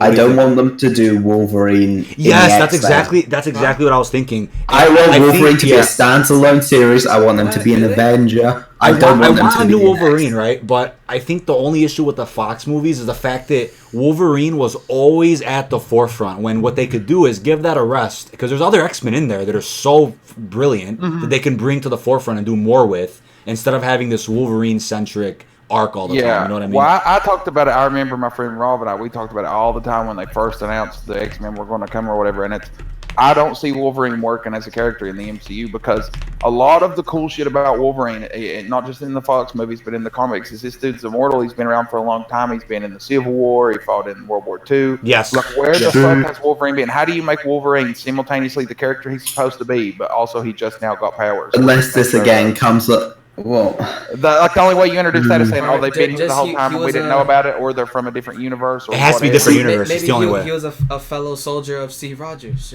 That's how they could. I don't know. Have been a dude who had bone claws. Because there was a lot of time jumping throughout the war in the first Avenger. Maybe he was in hiding. Maybe he'd been hiding for one reason or another. And I'd really like them to do the arc actually, where he was one of that massive group of people that Steve saved. That would, I know, because like Jacob just said, there's gaps in there where you can easily fill in, like, oh, this is where Wolverine slipped in. But then at that point, we're asking for a Captain America cameo, which is probably unlikely. But at the same time, that would be kind of damn cool. What if he could be from the universe where Steve goes and lives with Peggy? I did that too. I mean, they could do it that way, or they could do it where, like, those experiments that were being done on Bucky and everybody when they were held captive, like, maybe magically, magically. He was one of the Winter Soldiers in the chamber. Magically, the Weapon X program somehow was they could retcon it into done by the Russians instead of the Canadians. They could do that, or they retcon it a bit. Yeah, it's by the Russians instead of the Canadians, and then you have, I don't know, they could do a lot of. There's a lot of unique ways to do that. But yeah, somebody is talking about Hugh Jackman in the comics. Or in the comments, sorry. No, Hugh Jackman is done with the character, so he's definitely not an option for MCU Wolverine. But I think they're going to go with, who's the one that just did Rocket Man? Elton? I saw Taron Egerton. There you go, Egerton, there you go. Him and Daniel Radcliffe are the two I've really seen. He needs to, he has to lift some weights, dude. He needs to bulk up, but he's actually, he's about the right size. He's a good actor. He can act. He's meant to be, Wolverine's meant to be short. Yeah, that too. And he's quite short, but really buff. That too. But anyone can get buff though. Yeah, the only way I see Wolverine though, like Eric was saying, is you retcon it to where it fits. Chris Pratt was like fully fat before he became Star-Lord. Yeah, and we worked out to be Star-Lord. But I think you either retcon Wolverine as the Weapon X program somehow to the first Captain America, or you do some multiverse stuff where, like, in the What If show, you're like, oh, in a different timeline, right, in a different universe, you had Steve doing the same thing with the Howling Commandos in the first Captain America, but then Logan was one of them. Logan was in there, and the Weapon X program was over here, and then they teamed up. Like, there's a lot they could do with that if they introduce X-Men before the What If show, or even later. It doesn't matter, but there's a lot you could do there with Wolverine. But yeah, I do think the X-Men deserve some justice with good character development, good villains. Because I think Days of Futures Past is my favorite X-Men movie, but I was really let down by Apocalypse. I think Apocalypse is a bit of an odd film, but. For me, I like, what series do you guys think? I like X1, X2, and then X-Men First X2 is really good too. Yeah, X-Men First Class. I thought that's a good. Really there's a lot of good X-Men films in there, but off of the different Fox properties, which ones they've got so much stuff. Like the ones I was thinking that they're actually going to do, I think they'll do Wolverine standalone, X-Men, Deadpool, and Fantastic Four. But one thing I was thinking, what if they do Deadpool movies, Fantastic Four movies, and X-Men movies, and make Wolverine Disney Plus? I kind of like the idea of Wolverine being Disney Plus and putting him totally on his own, not in the X-Men, and instead of having him join the X-Men, he stays separate to them and he joins the Avengers as he has. I mean, that's happened in comics, so it's not unrealistic to even say. So I think I kind of like the idea of him on Disney Plus. The face guy of the X-Men is burnout from the Fox stuff. The only hardcore things I want to see done with the X-Men is, number one, I think having Deadpool reference the Fox films would be fucking hilarious. Like, have him reference multiple cinematic universes. Remember those movies? I forget about that. Now I'm here. And then I think another thing I really want them to do, because it was, in my opinion, the worst thing they ever did to any mutant in any Fox movie, was fucking redo Darwin. Oh my God, they shit on Darwin so hard. Which character was that? Darwin. He's in, I think it's Days of Future Past. I might be wrong. It's one of the ones about the younger X-Men, and he has the ability. I think they made him a black dude in the movie, but he has the ability. His body basically evolves and responds to any kind of threat automatically. Like in the comics, some crazy stuff happens to him. Like I remember there's one where he goes to fight the Hulk, so his body just takes him somewhere else randomly. He just develops a power to save him from whatever situation he's in, basically. Oh, first class. And they fucking choke him. And he chokes on a marble. In the fucking movie, they shove a marble down his throat or something, and he just like and dies. But in like the comics, one time he gets shot with a poison that destroys your nerves, like literally breaks down your nervous system, right, and would kill anybody. A poison that is that deadly. And so what his body does to save him is he evolves into a sea sponge, because sea sponges have no nervous system. And he's a sea sponge for like 2 chapters. It's a really funny thing, but like he also has a really interesting power, and they introduced him in First Class just to literally kill him in like 2 seconds. That's disappointing. I don't like it when they do that, or just any major character, because anytime you do that, there's some comic fan who's familiar with that character, who loves that character, and you've just killed them off. And you've just killed him off in the first 2 minutes. And it's something that he should have, like, in the comics, he would have grown another throat or anything. Like, he would have just got rid of his lungs and not even needed to breathe. He could have lifted it, and they just, like, adapt to this and puts a marble down his throat, and he chokes. That's really right. I don't think they should introduce actual established characters for the sole purpose of killing them off. Because as I say, there's always going to be someone who's a big fan of that character who really wants to see the movie adaptation, and you've just totally wasted that character. Just wasted. I think that was the worst thing they ever did in any of the Fox X-Men films, and I want to see some justification done for Darwin, even if he's just a comic relief character. Right. I just really want to see more Deadpool. Give me more actual Deadpool stories. He's funny, but there's a lot of really good stories that's to be told with Deadpool too, and a lot of potential there with crossovers. Give me Deadpool with other people. I don't even give a fuck if it make Deadpool like do a tour of the Marvel universe for all I care. Like just do a Deadpool. A Deadpool trilogy where every film's a team up with someone else. Or they could keep the route of he's got this time travel thing. And what if he literally just went into different like MCU films and was just there? Dude, that would actually be hilarious. During the events of like fucking the Incredible Hulk or something. And he's like, oh yeah, remember this movie? Why did he look so different in this movie from Avengers 1? Like that'd be some funny. I love that idea of just doing a whole Deadpool series where he's literally. They could That's actually do it as funny series as hell, dude. where he literally just goes to different films. I want to see him in the Battle of New York. In the Incredible Hulk, they could do Battle of New York. I want to see all these. Yeah, I do.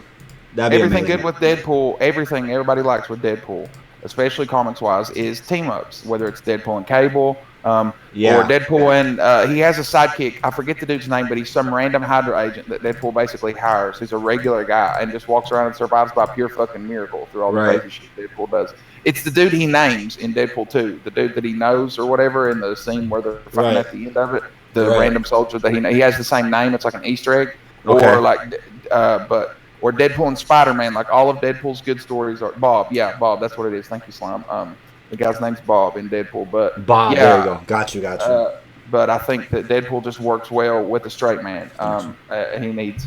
I think Peter's too young right now for Deadpool and Spider-Man to be really fun. I see what you mean. I think I want to see Peter get more. I would like to see him evolve more into the quips and smart-ass late teenager Spider-Man before we get him with Deadpool. But I think that a ton of the more serious heroes right now would play great with Deadpool, and we just need to see him interact with people. Another solo Deadpool movie, I just don't know if it would do it. I feel like the next solo Deadpool movie would just be like for the sake of it'll tell a story, but it'll be like, hey, one day I woke up and I was in the MCU, and then maybe he'll do something similar to what Sam was saying, where he jumps from like different MCU movies, looks at it, and is like, oh shit, like why wasn't I there? Like it'll be some like a joke like that. And then then after that, it'll tell a story that takes place in the MCU. Literally, just like an opening where he's just like, "Oh yeah, guys, by the way, I've been here the whole time." Yeah. And then he just goes along, like we see like that scene of Incredible Hulk, Abomination versus Hulk, and Deadpool just shows up and stabs him in the back with a sword. Oh, come on! Different scenes. He's just poorly post-effected into the background of a ton of scenes. He's like, "No, I was here the whole time." You can go back and watch. I love that. Oh my god! We go to Thor: Dark World, and he goes and kills Malekith. Okay, I can see. Oh, what about in Thor Ragnarok when those people are singing at the beginning when they're singing? Yeah. Oh, they'll have Deadpool. I can see him there standing there just singing as well, like during that play. That was awesome, dude. That was an awesome scene. Yeah. Oh my god! The third Deadpool movie, Deadpool 4. Yeah. Just call it Deadpool 4. Yeah. And the camera looks at him. He's like, "Hey, what's happening?" Yeah, I guess, dude. Deadpool is like the character you could do literally. They should literally with. Just call it Deadpool joins the MCU. I can see. They call it Deadpool 3. Just because they seem to be doing away with the whole number thing anyway. So I can it seems like it, just call it Deadpool joins the MCU. Yeah, I think that's a good thing to do. Perfect time. 10 years down the road when you've got Jane Foster or whoever the fuck, is Thor. Yeah, well, yeah, Thor 55, you want it to be Thor and the blah, blah, blah, or blah, blah, blah, just I see it, yeah, exactly. That's exactly. Speaking of Jane Foster, to introduce people into the thing with that, but now... Do we think this is Chris Hemsworth's last film? No. I don't know. Isn't he gonna be in the new Guardians of the Galaxy? I mean, that's a Jane good Foster dies. That's not what we do. Yeah, in the comics, that's right. Jane Foster is dying of cancer, and her being worthy of Mjolnir temporarily prevents her from dying because she's worthy, and the magic heals her. But then she's not able to use the magic forever, if I'm not mistaken. Yeah, right. So she comes back. My idea for what I've always thought they would do, like the easiest thing to pick up, would just be let Thor be less like he's realized he doesn't belong on Asgard, right? So get him out with the Guardians, get him out doing whatever, like I said. But I think to have her step in, you know what I mean? But say she got cancer from the Aether, because clearly they cannot get what's her name. That's the easiest way to give her cancer. Yep. Who plays Jane Foster? What's her name? Natalie Portman. Natalie Portman. Clearly, with them using an outtake that they post-effected Rocket into, it's hard to get Natalie. Or they would have just got her for the scene, but instead they just used the scene from Thor and just post-effect Rocket Raccoon into it for her appearance. I'm guessing this was the convincer. I'm guessing becoming Thor was the big yeah sales. Can you come back? She's like, no, you want to be Thor? Yes. I think the Jane Foster thing is a lot more. They know what people are going to do because they've already seen the outrage in the comic books when they did it. So I think it's an attention thing, and I think it'll be more about Thor finding a comfortable middle ground between where he is doing his own thing and also being there for Asgard while Jane Foster takes up the mantle for a movie and dies at the end of it. But the thing is, though, based on where they're putting Thor 4, can he be in Guardians? Yes, but I feel like somewhere it's filmed. Yeah, but then you're also asking for a Guardians cameo too. Who even says if it's Thor, it's about Chris Hemsworth? Like, do we know how much of this movie's plot? Like, do we know it? Like, it could we be know Thor, he's in it. We just entirely about Jane Foster. Like, he could have a cameo. He could be in it for fucking 20 minutes. It could be mostly. That's true. That's what I've always thought it would be much more of a story of. Just like how Doctor Strange was briefly in Ragnarok. Yeah, it can literally be that kind of dude. That's actually crazy to think about, and they're just not. It's called Thor: Love and War or whatever because it's about Jane Foster. Yeah, are we confident? Why the logo's masked. Yeah, it's like so. Tessa Thompson playing Valkyrie. She's confirmed that she's looking for her queen, right, in this film. So I'm like, are they leaning towards Jane being that person, or are they gonna kind of?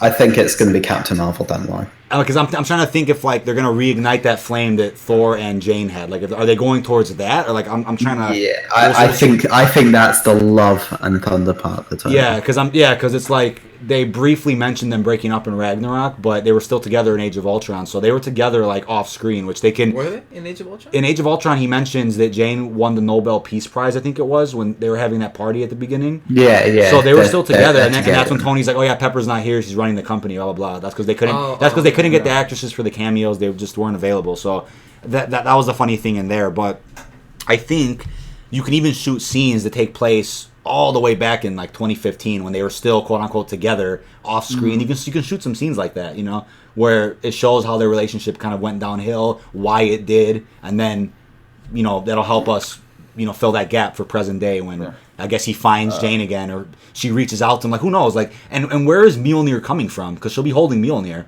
So where's the hammer coming from? Well, Baybat said Chris Hemsworth has talked a lot about how he wants to be Thor. Endgame. So he says he'll still thinks we'll see him. You know what I'm saying? Chris Hemsworth still wants to be Thor. I could see why he wanted, because the thing is as well, all these other actors have found big amounts of success outside the MCU. Chris Hemsworth really hasn't had a big thing outside of Thor since he began. Like Men in Black was meant to be that, but then that film flopped. Yeah, well, I don't think that discounts Jane Foster either, though. I just think that this could be the Thor the movie's about is Jane Foster, but by proxy, it's Thor finding his way for a comfortable new role that's a mid-ground between Asgard and, like, I think that we could definitely see a love triangle thing going on with both Valkyrie and Thor, and then Jane Foster, because they both obviously, I think Jane Foster, that could even be her key into being Thor, is being the queen of Asgard. That's how she becomes. Because there was also a thing about, actually, one thing that kind of led to believe that Chris Hemsworth will have a big role in this is there's reports that Korg's going to have like a massive role in this film. I will love, dude, that's great. Dude, I can't wait to see that. But give us Korg and Thor going on, and then Jane Foster and Valkyrie as like two almost parallel but different. Team up kind of films. Yeah, but then I'm with the competition for Jane Foster's emotions. I think what would be the most interesting way is never have her choose a side she dies before she picks between Valkyrie and Thor. And so that sort of like gives them an interesting relationship dynamic as far as Valkyrie and Thor in the future. They have to work together, obviously, and Thor still wants to protect Asgard, but it gives him more of a reason to kind of stay away and stay towards Earth and keep with Earth's going on. Yeah, how would that, you think like Thor's going to be like, hey, Jane, you still interested? Like, are we going to be together? Yeah, and she's with Valkyrie, and it's like a competition kind of thing. Yeah, like a triangle. There you go. I can see that. But she dies. Or she chooses Thor, so Valkyrie takes the powers away and she dies. That would be sick. That would be messed up. I mean, that's kind of cool, though. That's a really cool idea. She chooses to be with Thor, but that does mean she is not Thor and dies. Yeah. Yeah. So Jacob was thinking to get Mjolnir from, like, a different timeline, I guess? No, the same timeline as it was at the end of Endgame, because Thor had both Stormbreaker and Mjolnir. But Steve took that one back, so I guess... Oh, yeah, I forgot about that. So are we, like... I mean, but doesn't not returning Mjolnir to 2013 that dooms that timeline because something's missing. So it's like, I don't know. Does each read a dwarf make another one? Like, well, what I would think is have something to do with Valkyrie and Jane to do with the new Mjolnir, and then Thor could maybe hand Stormbreaker over to Beta Ray Bill and get Mjolnir when Jane dies. Like it all could sort of happen. Dude, that would he gets back to Mjolnir. It's kind of like how he gets Mjolnir back. Yeah, that is Jane. What's left of Jane is Mjolnir, kind of like because she. I guess that would explain him take it back. So I was gonna say. Because, like, we saw from my Endgame, he was, like, pretty attached to the new hammer, Stormbreaker, because, like, when, like, Captain America had Stormbreaker, he was like, no, you have the little one, so he seemed like he did prefer new one, but connecting it to like, the memory of Jane. And we've heard rumors of Beta Ray Bill. There's a lot of rumors floating around about Beta Ray Bill popping up somewhere, and I definitely think it's easy. I think it's harder to do with Beta Ray Bill because his original pop in the comics was, oh my fucking god, he lifted Thor's hammer, but now everybody and their mother's done it. So Vision, Captain America, who else? Yeah, I know, you can't have Jane take it. Yeah, Captain America take it. All within the space of 3 films. You can't bring in another person who could just lift it. Well, Vision lifted it because it's pure. Steve's surely the new Mjolnir wouldn't have that because Odin's not around to like enchant it. Well, yeah, it's tough to say where the new Mjolnir comes from. Did that chant go away when? I mean, we don't even know because he broke right away. But I guess when Odin passes, does that chant that you have to be worthy? I don't. In the comics, a lot of the ways, one of the more recent ways they've done it is. Player info said he just has to go grab his hammer from BO2. But they have it to where the enchantment is sort of like the hammer is alive, and it's less like a worthy thing. It's more like it is still a worthy thing, but like it's a living enchantment in the hammer. So even if he died, like the hammer is still conscious, not super conscious, but it makes the decision. Because we wouldn't know because the hammer was destroyed literally in the same scene Odin died. Yeah. So we'll never really know that one. Right, I think because whatever hammer they bring in will presumably be a new hammer. Yeah. Was Death always able to hold it, or was that only because Odin died right then? And so that's tough to say. I mean, it's hard to say her power scaling because again, her power scaling. Oh, that's right. They only really killed her off by fucking nuking the whole place. They had to literally destroy a realm to. Yeah. It's actually possible if Odin was still alive, could she have done that, or was she just that powerful? Was she just that powerful? Yeah, I don't know, but I don't. That's a tough. Because we saw Thor at his peak, the strongest Thor has ever been. Basically, still gets shit stomped by her, like peak Thor, and Thor is close to peak MCU. Like if you didn't have Captain Marvel, he would be one of the strongest. I think I think they just said recently his peak was Endgame. They said Endgame was his peak. Yeah, I mean, I still don't like the fact that Captain Marvel is more powerful. It's not because of the whole woman thing. It's just because she gets her powers from the Tesseract, and he's a god. Why is that? Like, why does that make her more powerful? Like, give us another reason. How is she so powerful? So powerful enough to be able to overpower Thanos when she's powered by one Infinity Stone? Yeah, and he has 6. He has all. Yeah. I know. So I'm like, I mean, he wasn't wearing the gauntlet at that time, but still, or maybe was he? No, he was. Because remember, he was trying to snap, and she was like... and then she came in, he punched her with the Power Stone. So it's like, I just want more of a reason to understand why Captain Marvel is the most powerful. Why is a god not more powerful than somebody I feel like who has she's just been brought in, and we're just meant to go with she's the most important. Yeah, it's like... She's the main character now, she's... Well, I think they just hurt themselves because not only does it invalidate somebody like Thor slowly becoming more powerful and this like cosmic power creep kind of making sense. Like you see Thor pick up the Odin Force and all this shit. And it invalidates it when some bitch walks on screen who's never been here before and is stronger than him. Like she just has done nothing. She's just been like, I've just been fucking around in space. For 20 years. Well, remember when a lot of people thought they were setting up a relationship between the two of them off of that Endgame clip. Can we just get a clip of Nick Fury being like, I called you so many times and you never came? Like that helps us understand that she was gone for 20 years when Avengers 1 and 2 happened. Like, come on. And then she just plays it off with I was busy. He's like, there was another issue going on. Just find out in my next movie, like or some crap. Like, but like I said, I think the worst part about Captain Marvel being so strong is the only kind of conflict they really set her up for is either these huge celestial scale movies or that it's a moral conflict going forward, that her stuff would be about her decisions. And because clearly if her head's in the right place, she's strong enough to basically handle anything. And so that makes it really hard to write a story around her. So either the story is based around her head not being in the right place or... Because if you look at it, there's a lot of MCU characters they've really nerfed from the comic version. Oh, yeah, yeah. Like, I think Thor is more powerful than he is in the MCU. Like, I think Thor got nerfed hard. Hulk being the most powerful. Yeah, Hulk. Yeah, there's Worldbreaker Hulk in the comics. Yeah, Hulk and Captain.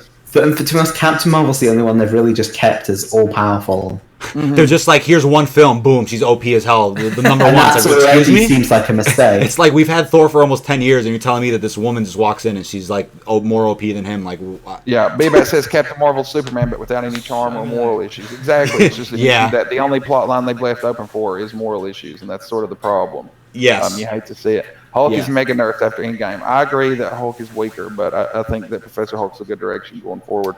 I'm hoping we do stuff from him next. Yeah, that was actually the next topic too. It was about Hulk. So it's like, what is? Because there's nowhere on that slate that seems obvious to put him. Yes, it's like there's literally not a single project where I'm like, the Hulk could pop up in here. Like, I don't know, maybe Professor Hulk goes to meditate with Doctor Strange. Like, I literally, I can't name one project on this list. A bit like the Iron Man 3 post-credit, that'd be cool. Multiverse, we'll see the Hulk before he was Professor Hulk. Yeah, because that's the thing. It's like, are we really done with, like, Hulk smash and all that kind of crap? Are we done with, like, this? That's what I was going to say. I hope they bring I personally kind of miss the crazy Savage Hulk. I do, too. I miss that. Yep. Well, I don't know if you guys remember Immortal, because it's kind of recent. It's been out, but it's been a super high-selling Marvel comic, like ridiculously high-selling. It's beat out a lot of the Marvel comics people use as sort of a standard to judge by, and it's a Hulk comic, so again, it's a pretty big deal. But basically, in Civil War II, Bruce gets shot and dies. Bruce Banner, he dies, and everybody thinks he's dead. But basically, what happens is at night, he turns into the Hulk and like his body heals, but it's a new Hulk that they call Immortal Hulk or Devil Hulk. People call him, but basically he comes out of the night, and it's a forcible transformation at night. It's not like getting pissed off. So during the day he's dead, and at night he's like the shit. Well, during the day he's Bruce, he's back. But okay, that makes sense. Bruce basically sees death and comes back. It's a horror themed comic. That's really cool, actually. Holy basically, anybody that's gamma irradiated doesn't die. It happens to most of them. Dude, that is they talk about cool. Abomination and Sasquatch and pulling people like the Absorbing Man, other gamma irradiated characters. But anyways, the idea is that it's this new Hulk that he's not just Hulk smash. He can talk and communicate. But he could speak. He hates humans. Like he does not really like humanity. He hates humans, except Bruce Banner. He loves Bruce Banner and he's like a father figure. They could go all in like World War Hulk. They really could. Can we mention one missed opportunity with Age of Ultron when Wanda controls the Hulk? He should have been gray right there. The gray Hulk. That would have been sick. That's just my missed opportunity with the Hulk right there. That's all I keep thinking about. One thing I've just found, Mark Ruffalo is on the What If cast. Yes, so I mean, in that sense, in an animated form, but I'm trying to think of the next. It just shows he's still, because everyone on this list is still in some way connected. Like, there's no one who's just gone from the MCU. Yeah. You know what I could see? Everyone's like, I could see. Let's assume that in Thor: Love and Thunder, Jane gets the cancer from the ether, but she doesn't understand it yet. Thor doesn't understand it. Valkyrie doesn't understand it. They go to Professor Hulk for a quick explanation. It could be like him in Love and Thunder. Yeah, it could be a quick 10-minute cameo. And like Doctor Strange was in Ragnarok. Yeah, he could explain the science as to why the ether gave her cancer, and then they'll have a nice 10-minute scene. He's the only person I think left, other than Shuri, who would both know about this fantastical shit and be intelligent enough to work out how it could affect. Because actually, one thing I really didn't like, they said the other day that Shuri is the smartest character in the MCU. That's full of shit. There's smarter than Tony Stark. Get the hell no way. I can't. I'll accept it. If you're so smart, where are your fucking guns? Yeah. Like I'll accept that she is one of the most valuable characters. But I think she should still be behind like Tony and Bruce. Oh yeah, B-Bat made a really good point in the chat. But we still got Reed Richards coming in soon. And Professor Xavier coming in soon. So. Those are go ahead, Eric. What was that? I was just going to say, B-Bat said in the chat, the stones, I forgot about this, but they did mention the stones give off gamma radiation. So if she got cancer from the aether, that would be from one of the stones and probably gamma related. Oh my God. Dude, look at right there. The whole power is gamma. Yeah. He just solved your problem for you, Marvel. Yeah. Hulk's where to put the Hulk next. He can literally just, oh my God. We're going to remember this in a few years' time. We're going to come back to this and be like, yeah, we just predicted that the Hulk will have a scene. He could be the one to show up and say the other thing's going to save her, as if she can basically lifting the Mjolnir and having those powers is the only thing that's going to save her. Right. Mm-hmm. I think that's a perfect opportunity for Hulk. So it'll be another one. Come out Hulk says there's nothing we can do, blah blah blah, and then Thor's like, well, what if she? What if he gives her the mantle of Thor to allow her to live, but like in her choosing him and loving him, she gives it back because it does something. Oh my God, dude! Yeah, that could literally be Thor's like, I want you to live, take my power, and Thor will be like an innocent human bystander. He'll just be a normal person while Jane goes off with the power of Thor. And then she's forced to, for whatever reason, basically make the call to save Thor, and she gives it up unless she gives it back. So all that's left of her is like the new hammer. Oh my God, dude! If that's not the plot of the film, I don't know what the hell it could be. And that's why he wants to keep Mjolnir, and then maybe then in the following year he goes back to the Guardians. He pops up in Guardians 3. Beta Ray Bill in Guardians 3. He gave him Stormbreaker. Yeah, because that's the only reason. That's the only reason why Thor makes sense for Guardians 3. It's not just because of the Endgame setup, but because they're going to face a threat that needs to be matched by somebody on the team, right? If it's Adam Warlock, if it's Beta Ray Bill. You need someone in there like Thor to counter that, and the Guardians can't counter that with what they have. So to have somebody match that that makes the most sense. Well, I mean, even the title, it makes sense. Like, you could have Thor, like at the beginning of the movie, either Thor or Jane Foster Thor get their ass kicked by whatever villain.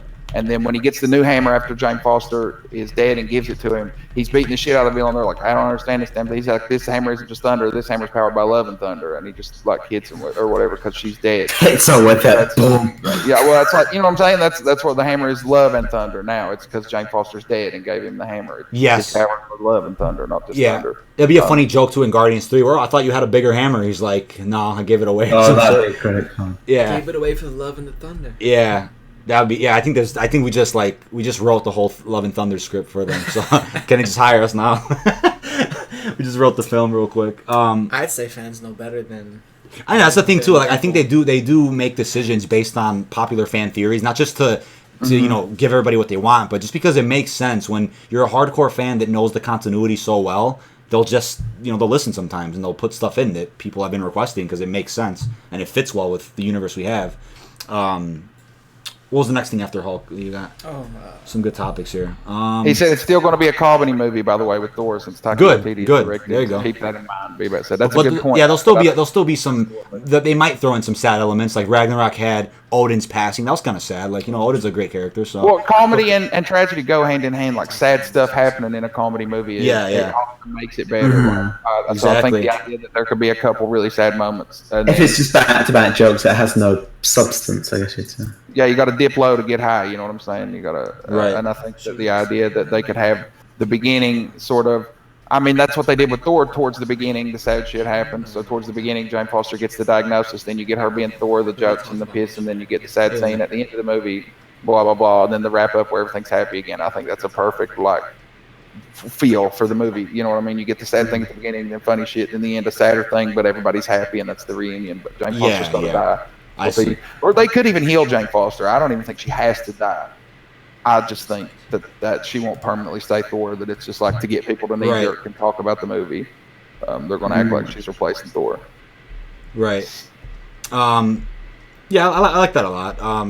The other topic that I was thinking of was, what are your thoughts on Sony's utilization of Venom and keeping villains away from the MCU? Like, is there any point in Sony having their own interconnected universe? No, I don't think so. I think it's more selfishness and spite at this point, and to a monopoly. But I will say I'm part of the kind of minute crowd who thinks that the Venom movie was on point. Like, a lot of people just think they know Venom, but they don't know Venom. They know what Venom looks like. I've got to say, Venom 2 is one of my most anticipated movies right now. The thing about Andy Serkis directing that's really interesting. Yeah. Well, Venom's supposed to be funny.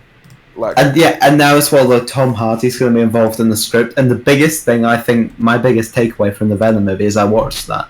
And the biggest thing I think you can see is how much fun Tom Hardy's having in the film. Yeah. The script's got flaws, but I think the biggest thing is you can see how much fun he's having. I personally like shit on the turd in the wind scene in Venom, and that's exactly Venom. That's exactly what Venom in the comics is like. Like, he gets a kick. He's a smart ass. He gets a kick out of fucking with Spider-Man, because Spider-Man's spider sense doesn't work on him, and he's a jokester. Like, that turd in the wind scene is Venom. That is what Venom would say, and a lot of people shit on it because they thought he was going to be like monster, when that's not really most of the time how he's interpreted in the comics. The image of Venom and Spider-Man 3, pretty much. Mm-hmm. Yeah. I'm one of the people that liked it. I liked the film because I thought there were some good elements in it, but I also acknowledged that it follows. I forgot what the name of the comic is. There is a Venom comic where his origins is not connected to Spider-Man. Lethal Protector. It's loosely based on that, I believe, and that's kind of how they pave the way for a Venom movie without Spider-Man. This doesn't necessarily mean they can't do Venom. The big thing with the MCU is things that have been done before, they want to do different. Yes, X-Men's one of them. Venom is a little bit like the Spider-Man 3 kind of version. What they could do in the MCU, they could do a character called Agent Venom. Which is Flash Thompson. Yeah, Flash Thompson. Flash Thompson becomes Venom, gets the Venom symbiote, becomes like kind of a hero, kind of anti-hero kind of thing. And there's a whole run where he goes off and joins the Guardians. Right. Yeah, I've always thought what I would like him to do is take the Ultimate Spider-Man approach with Venom and sort of have him right now as a villain, but basically the next story have it be. They definitely teased Cletus Cassidy. So I think the next story is looking at a Carnage story. Yeah. And the idea that basically the way they get rid of Carnage, and I think it's Ultimate Spider-Man, or not even have been in one of the games, but one of my biggest beefs with Venom is he doesn't have the big white spider on his suit, which I'm a huge fan of in Venom's design. I love that too. Cool, but it's too much like black. Like, there's nothing else. But in either in the Ultimate Spider-Man game or in the Ultimate Comics, I'm not super familiar with it. It's been a bit. Venom absorbs Carnage and takes the symbiote off of Cletus Cassidy, basically, and he gets a power boost, but also more control over his suit, and that's when he gets the white spider. Was after he absorbs the Carnage symbiote into himself to cleanse Cletus Cassidy and beat Carnage. That's where the white spider comes from. I like that. I just definitely think taking Cletus Cassidy is the best direction to go for Venom 2. More Venom. Yeah. I wasn't a big fan of Riot in the Venom movie, but I liked that. I liked that he was approached as an anti-hero. I also like that female Venom scene when what's her name? I forgot her name already. I love that. That was a funny scene. I thought they did a good job with acknowledging. There's comics when there's a female Venom. Like it did some cool things in it. Again, as Sam said, there's flaws, but my only issue is that when you bring that over to the MCU, if they ever do, that's a Sony decision. Kevin Feige said that it's not like they're going to just go ahead and say, yeah, we're going to put Venom in it. Sony has to decide on that. So if Sony decides on that, do you think they'll write it in a way that's so underwhelming that it just doesn't feel right. And then Marvel was like, yeah, we just kind of got to go with it if we want to keep Spider-Man in the MCU. I hope they don't mess that up. I think Venom's going to stay totally separate. I really think they're not going to touch that in the MCU whatsoever. I think for Venom to end up in the MCU, he'd have to get changed super hard. He would have to get a hardcore change, and I think the Cletus Kasdan would be the best. I really want to see Venom 2 get the R rating they wanted for the first one. Especially with Carnage. The big thing is, because I'm good with the idea of characters that can be RA being PG-13, like Blade being PG-13, I'm good with that. Yeah, because that's by the way, Mahershala Ali's a perfect choice. That change. Yeah. But the big thing is the fact that they wanted that film to be R-rated right up until the end. The film was built up as R-rated, and then in editing they cut it back. That's when it becomes a bad thing. You have to go right from the get-go and commit to one way or another. Yeah. But I think they're going to keep the PG-13 now because the film was so successful. DK, he made a really good point about Riot being a kind of an anti-hero in Venom, which is fine, and that's good. But I think that's the biggest thing with Venom is he needs Carnage because we need to see, and I think so does Eddie Brock, needs to see what the symbiote is capable of in somebody who is a bad person, who is just all around wants to kill and harm people. Especially with them pushing Carnage right now in the comics with Maximum Carnage.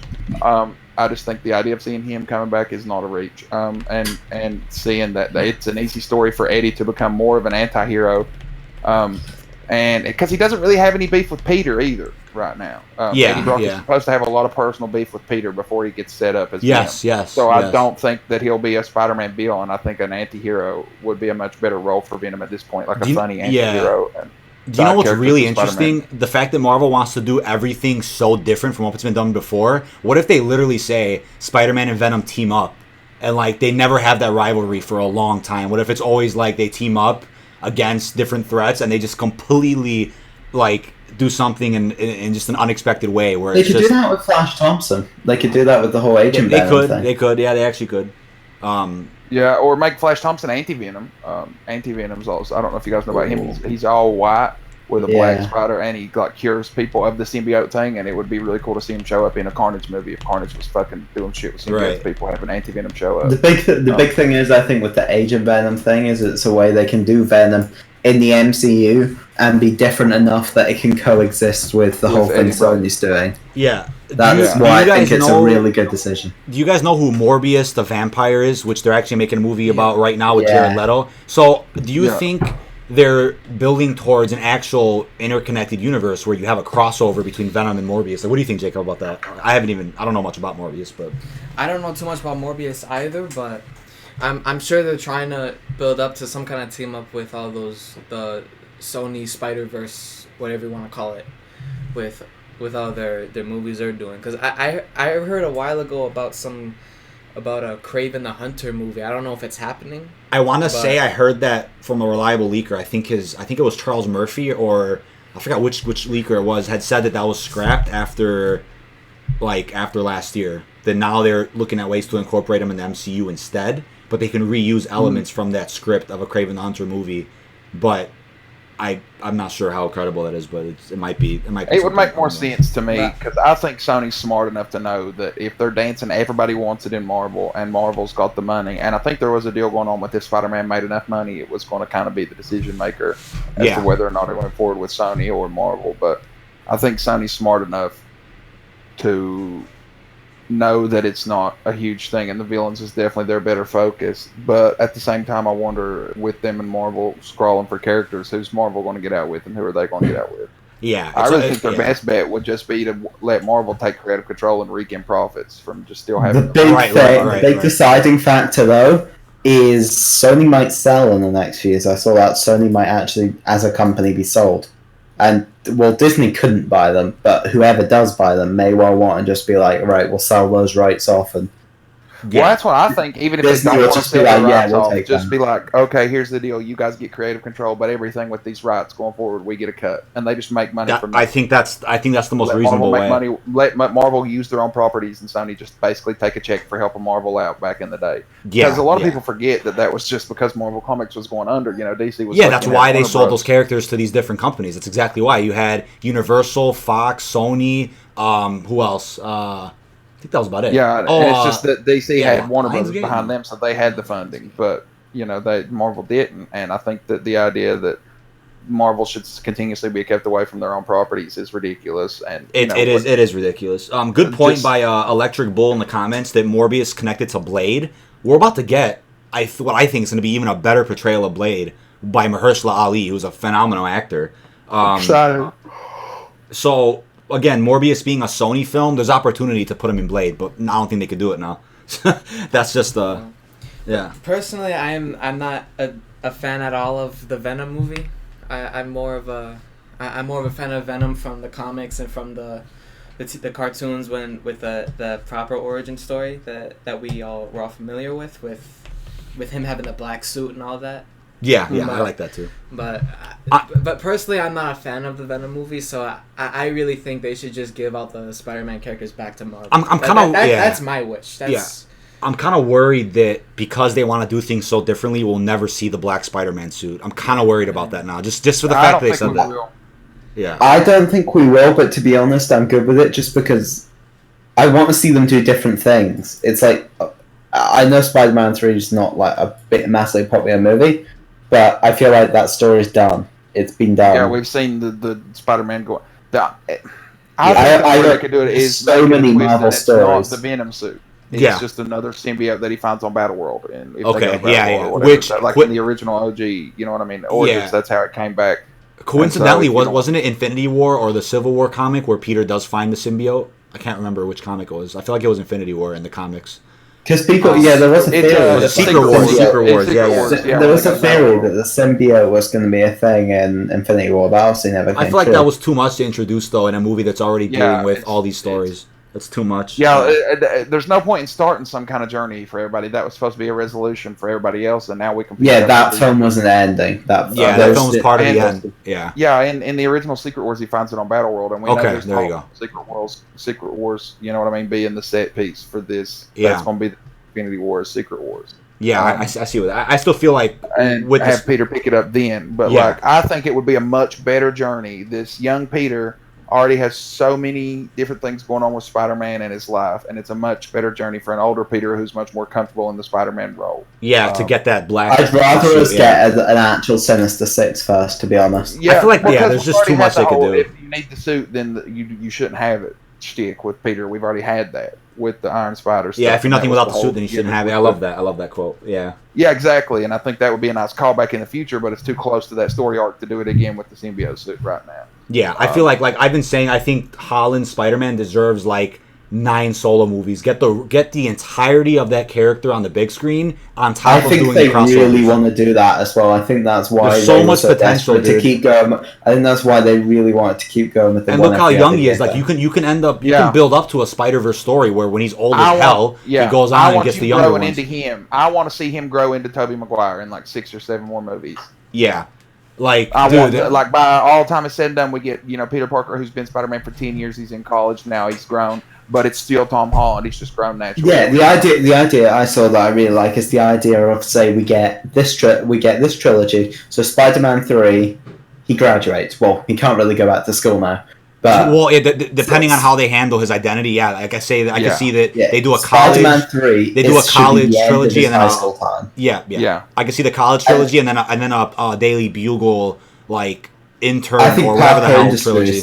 I think that the whole Parker Industries thing would be interesting, where he starts his own company, a bit like Tony. That didn't do well in the comics, and it kind of leaned away from it, if I remember correctly. They leaned away from it in the new stuff because that was written during an arc of who was writing Spider-Man. It was very very far away from what Peter actually is as a person. Yeah, but generally, though, if they wanted to just do the concept of Parker Industries, I would like to see him as an adult, maybe start Parker Industries, but make Parker Industries the Future Foundation. From the comics. To be honest, I'd kind of rather we just get Pepper back. She decides, right, I'm going to retire. Tony knew you'd be the future. Peter takes over Stark Industries and renames it similar to how after he's got his whole college degree, so he's an adult by this point. I just feel like the college trilogy can focus on him beginning to work at the Daily Bugle if they go that route, and then the adult trilogy. I don't think they will, just off of Spider-Man, because I don't think they're going to undo the identity. You don't think? Damn, that just changes so much though. I With how they approach the stories. Or if Doctor Strange wipes everyone's minds with the time stone about that. I think it's possible. Even without the time Strange can do it. It's just the principle that, like, why even have a big punch like that if you're going to undo it? Unless that's the focus of the next movie. Unless that's the next movie's whole point. Yeah.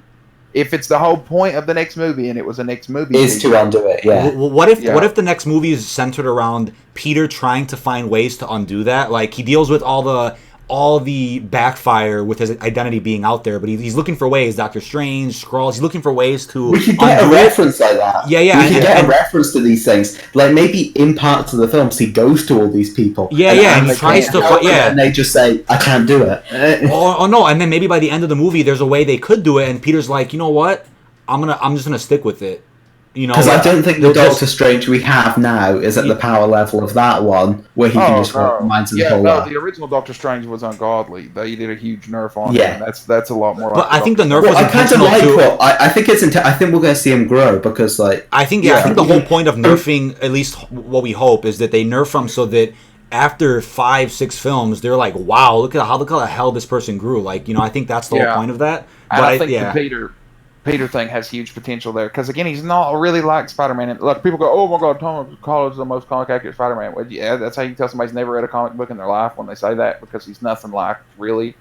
Thing is, there's so many different comics. Everyone says comic accurate, but there's so many comics that there isn't one comic accurate. Yeah, there's not. That's exactly what I was gonna say. Yeah, that's exactly it. I think it's like he's comic accurate to an extent, but then they've gone in so many other directions that it's such a new take that people need to accept because it's not going anywhere. If that makes sense, you know what I mean? But yeah, I think that's. I don't want to see Spider-Man 3 be a team-up film, to be honest, because I think they're going too far into the route of Spider-Man is just a team-up character. I really think he needs to stand on his own for a film. Like, I don't know. Yeah. I think this first trilogy being a lot of team-ups and a lot of crossovers is acceptable. I think just the next 2 trilogies, if they really stick with that plan of 9 solos, just don't know who they need to team them up with next. But I just think the next set of films need to really be like him on his own. Like, I think Homecoming, Peter grow into the comic book. Homecoming and Far From Home made sense. Yeah, those movies made sense. As I said, I think they're running out of obvious characters to pair him with. I think those, like Nick Fury and Tony, were the obvious too. They've done it. They've done it in the cartoons. So that's why you put in Doctor Strange. That just totally dwarfs Peter's powers. Yeah, it changes a lot. Like I said, it makes him useless. Homecoming made sense to fill gaps from Civil War to Infinity, and then Far From Home makes sense to be like this epilogue to Endgame, which really sends off Phase 3 and ends it. So the only team up idea I love the idea of is like going into Phase 5. Do how like WandaVision is leading directly into Doctor Strange. Yeah. Do that with Falcon and Winter Soldier Season 2 leading directly into Spider-Man 3. That would be a cool crossover. Falcon and Spider. I can see that work. Falcon, Winter Soldier, and Spider-Man all together. Because there was that scene in Civil War. Yeah, that's what I'm saying. Yeah, they fought each other. Yeah, that works. That really works. That would be a really cool team up, and that kind of proved Peter is more powerful than these two characters together because he beat them both. So it kind of means that his power set wouldn't be dual. I think that would be the best. It's the only team up left of like the characters you can see in like Phase 4 that doesn't make Peter super underpowered. Yeah, Thor wants. Chris Hemsworth wants to do it, but I think that's a bit that's a bit weird. You have a god and you have like an enhanced like teenager. Like, I don't know. It's just like that's a tough one to write. I don't know. I think like cameo. A Thor cameo would be cool, but I think like an actual team up, Deadpool probably makes the most sense if we get there. Yeah, but especially because when he's older, Deadpool would make sense. I think Deadpool, like I said, the kind of relationship they have is what makes them good. He needs to be a little older and a little more confident and quippy. But the only other obvious one is Daredevil. Yeah, or Iron Fist. Oh, Defenders, yeah. Iron Fist. any of those defenders, because again, they're those street level characters that do match. Yeah, let Peter bring them up. Let Peter pull them up into the MCU. That's a cool idea. Peter with people who he has weaker than in powers, but have more experience on him. That's what I want to see. Let people who are only like Bucky, you said. Because I don't want to just. I really would be disappointed because there was rumors of them like recasting. That's what I was going to say. Daredevil, and if they do that, I'll be so disappointed. How up to date are you on? How up to date are you on Defender shows? I haven't watched season. Have you watched any of the Netflix? I have watched. I'm on season 3 of Daredevil right now. I haven't finished it. Okay, which is awesome. I haven't watched that either. So it's amazing. I have watched the first season. I've only ever seen the first season of Jessica Jones, so I would be totally fine with them recasting the TV characters if they wanted to recast them for a cinematic thing. But make it still happen, like at least reference the like backlog to the Netflix shows. For me, it just kills the whole. It totally kills the whole. It's all connected. Okay, then. So I won't give spoilers in case you guys haven't watched. Since you guys haven't watched most of it, but yeah, well, basically, the whole premise of these shows is that they exist in the MCU and they vaguely reference small things. But the thing about them is they all feel like they take place before Avengers 2, because the only thing they reference ever is the Battle of New York and the Battle of Harlem, which is Incredible Hulk and Avengers. They also talk about the Raft quite a lot. They talk about the Raft a lot. I think they mentioned Civil War. So they completely ignore Age of Ultron, but they do acknowledge the Raft. Okay. I remember seeing in the background of Daredevil season 1, the Battle of New York newspapers. It was a newspaper about the Harlem Battle. Which is the So the thing is, not that they were already like super connected. So to say that they never were canon, I guess, kind of works, because it's not like they crossed over or anything or ever saw. The thing is, they were canon. They said they were canon so many times. They can't just. But the thing is, Kevin Feige was never in charge of those projects. It was Jeff Loeb who runs the Marvel television department. So Kevin Feige never oversaw any of those decisions. I think he even said though, yes, it's all connected. Even Kevin Feige. Yeah, but then now you got Mahershala Ali, so that breaks things off a little bit because he was Cottonmouth. I don't think it would be a big deal to work them in as different characters. Just say it happened, and these are the same people, and just never acknowledge that they. Because I don't think recast. I don't think using actors from that universe. An alternate timeline.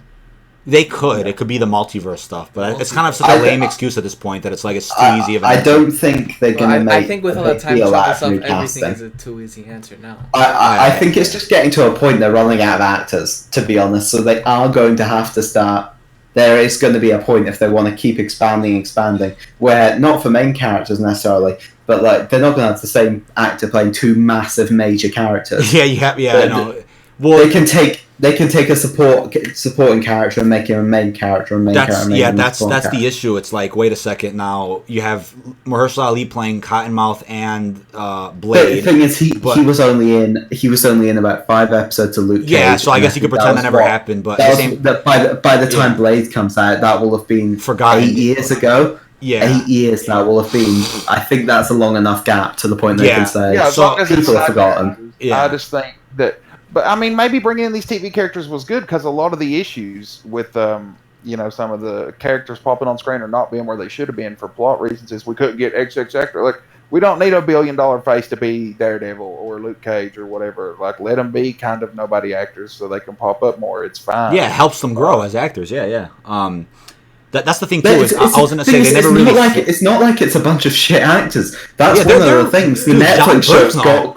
That's one of the things they got known for the fact that acting in those shows is superb. John Bernthal on The Punisher. That he's a big name actor in many it's films. It's not shit CW acting. That was the thing. Is like they're good. There haven't been many films yet, maybe besides Civil War, where they fit. Like Eric was saying, like they haven't fit with the plot of anything really in the MCU besides, I guess, Civil War is kind of almost a street level problem, with the Accords. That's the only time they really fit. So I think now, if you ask how they can fit, probably is just in Spider-Man films because it's New York, it's street level threats that Spider-Man would face himself. That's the only place where they really fit. So if they're gonna cross them over, maybe even Shang-Chi with the Iron Fist stuff, but there aren't that many areas for them to be included in and to have them work.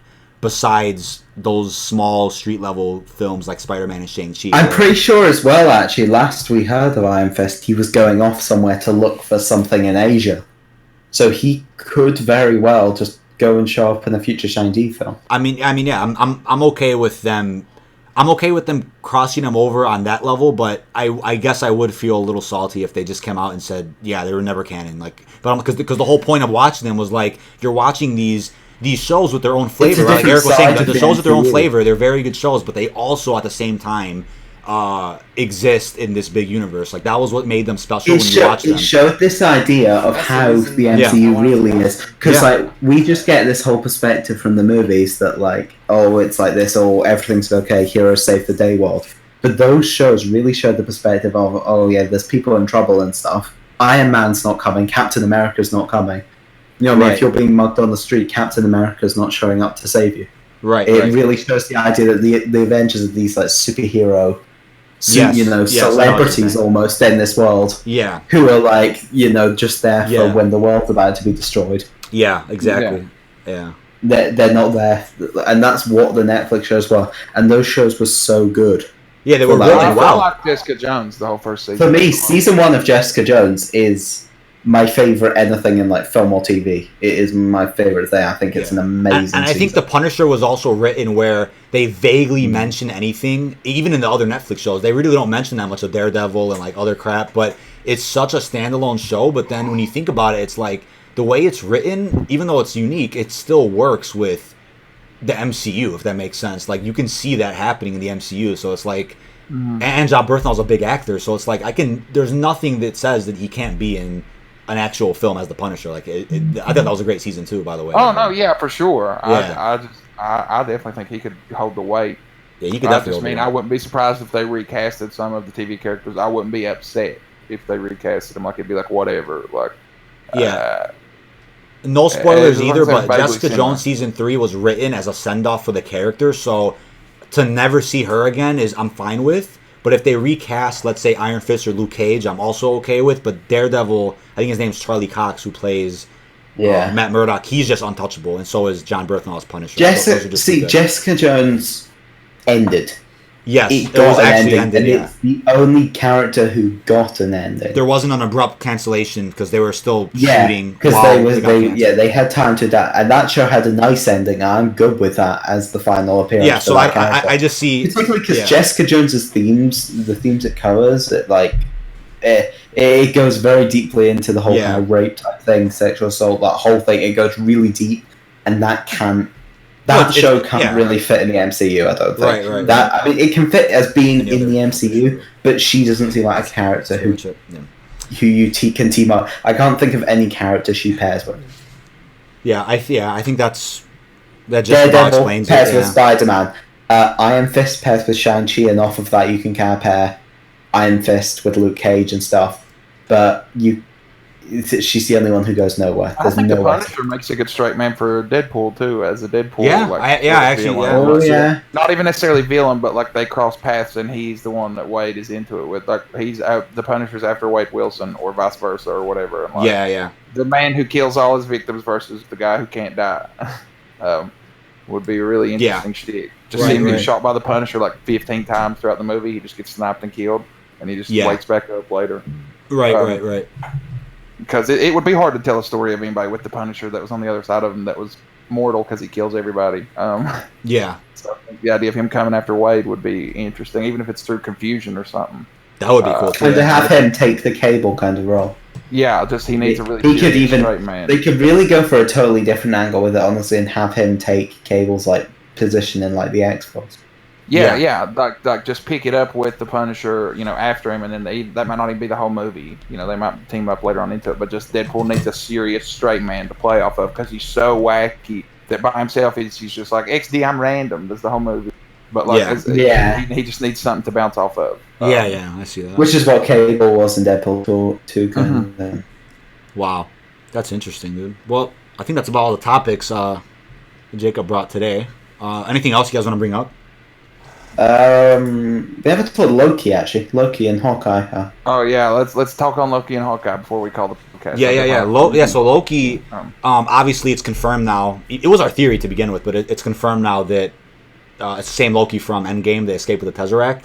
Everybody's theory was that that's gonna be the Loki that goes into the TV show, and they confirmed it. So is this gonna be something that's gonna have Thanos in it and all the? I don't know because basically the premise of the show is that he goes to different time periods of human history and changes things, messes with things. So I'm like, clearly this is already going in a different timeline.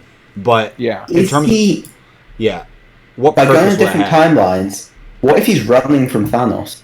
Oh yeah.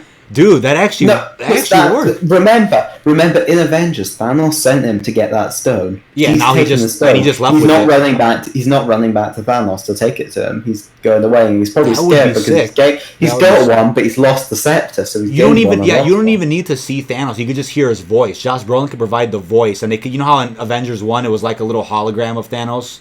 Or what was that? Oh no, it wasn't a hologram of Thanos, but it was him. It was him speaking, like when.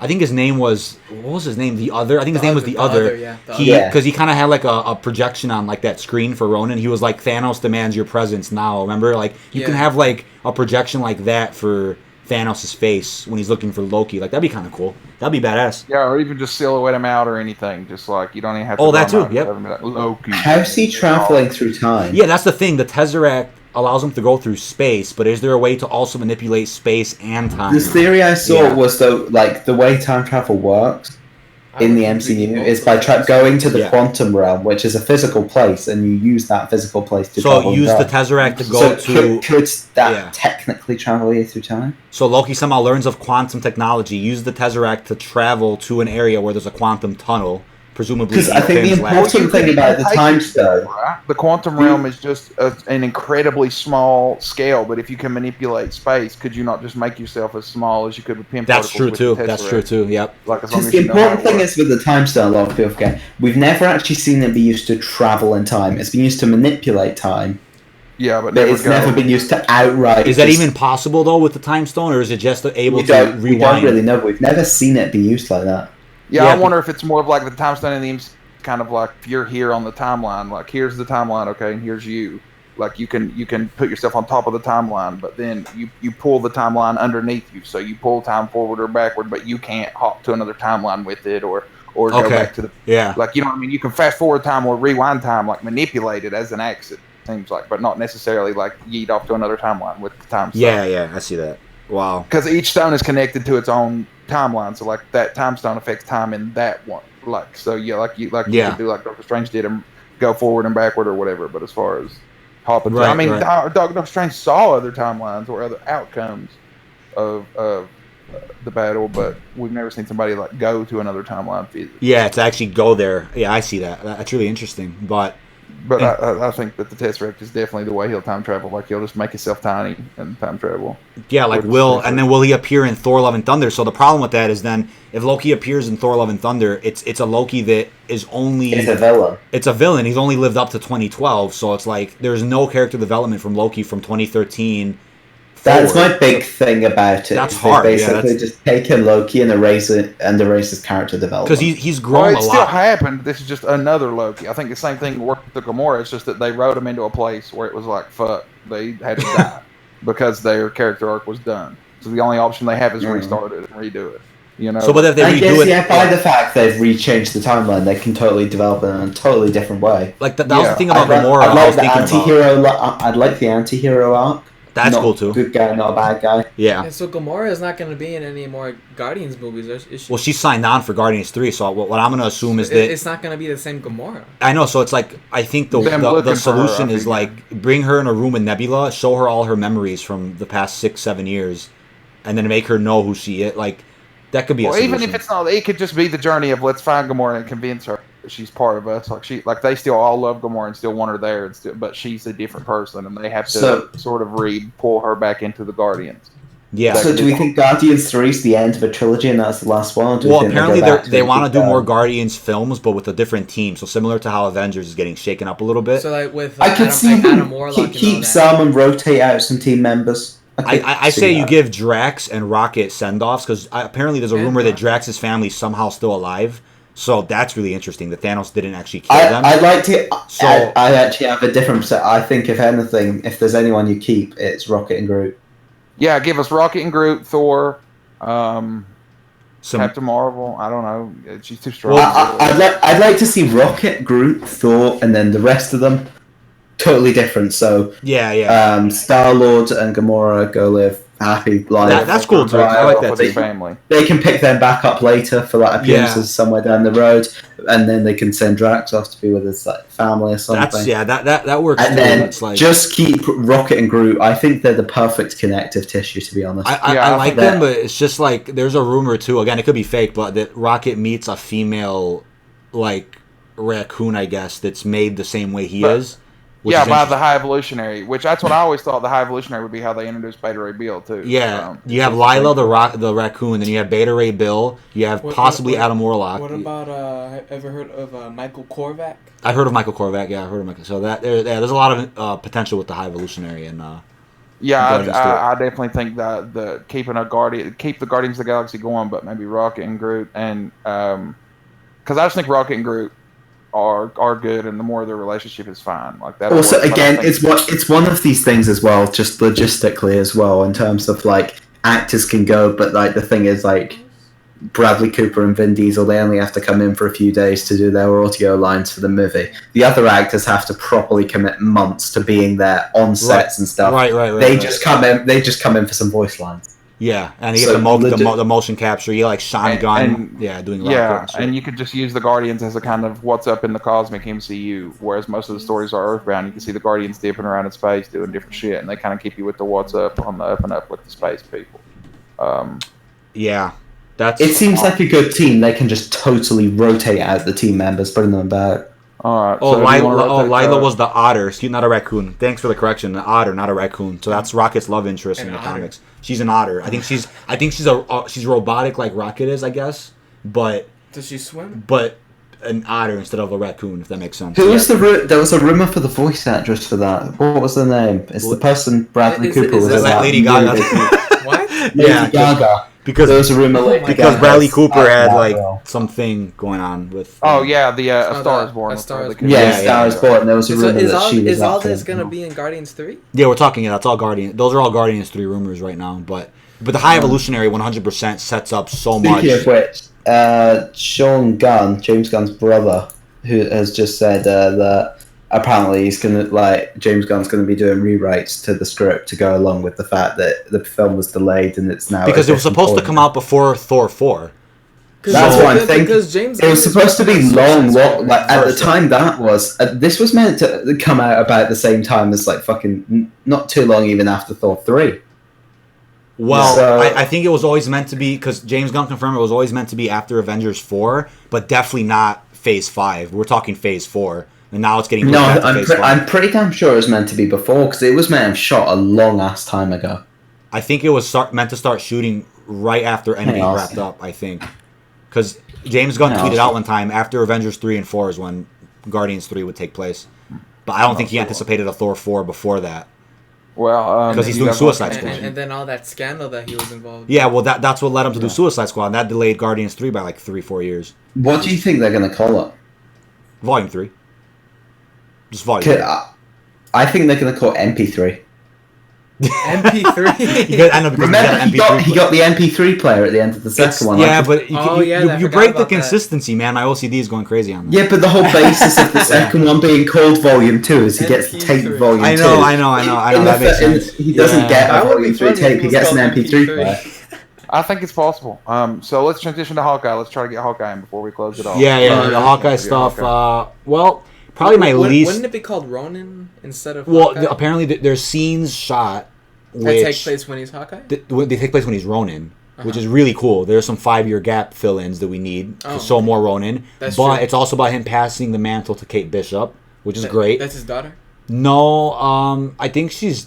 Why do I feel like she's a different character? I feel like she's related to him. But they could do that. I mean, they never. I don't think they ever outright said Kate Bishop, so they could go a different route with it, but. I would think it would be his daughter. I think Kevin Feige said Kate Bishop in the panel. Did he actually say the name? Because I know I swear he said the name. I could have been mistaken. I swear he said. It was in the same style. His daughter to shoot. Yeah, that too. So I would. Well, yeah, they have that whole thing with teaching his daughter how to shoot. Exactly right. But I think I feel like this will be his actual retirement this time. Give him a proper series and send off a lot of action with Jeremy Renner, and then properly give the mantle on.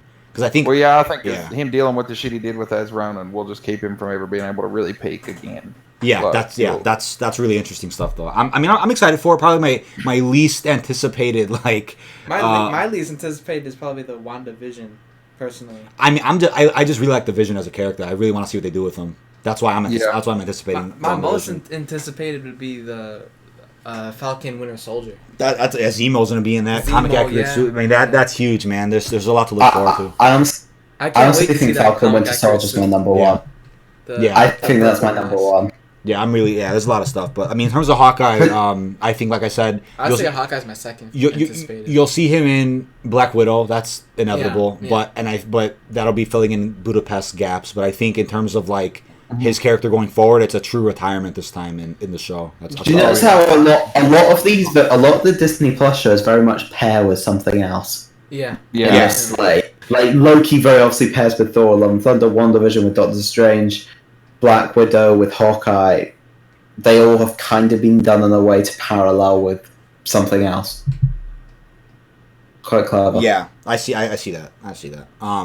Brief comment, thanks to Undead Studios in the chat about Namor. So Namor is rumored to be in Black Panther 2 as a villain who tries to take over Wakanda because Namor rules his own kingdom, and I guess I don't know why he'd want to take Wakanda, but I don't think they're going to do that. I truly don't know how. I mean, they could tie it in, but I mean, Scott Derrickson. I think they could down the line as a crossover, but I honestly think I feel like it'll be I think we're looking at a Batman versus Superman. So big. No, I think we're looking at a Batman vs Superman where such a big film. Yeah, he could, I think, be his own film and then team him up with.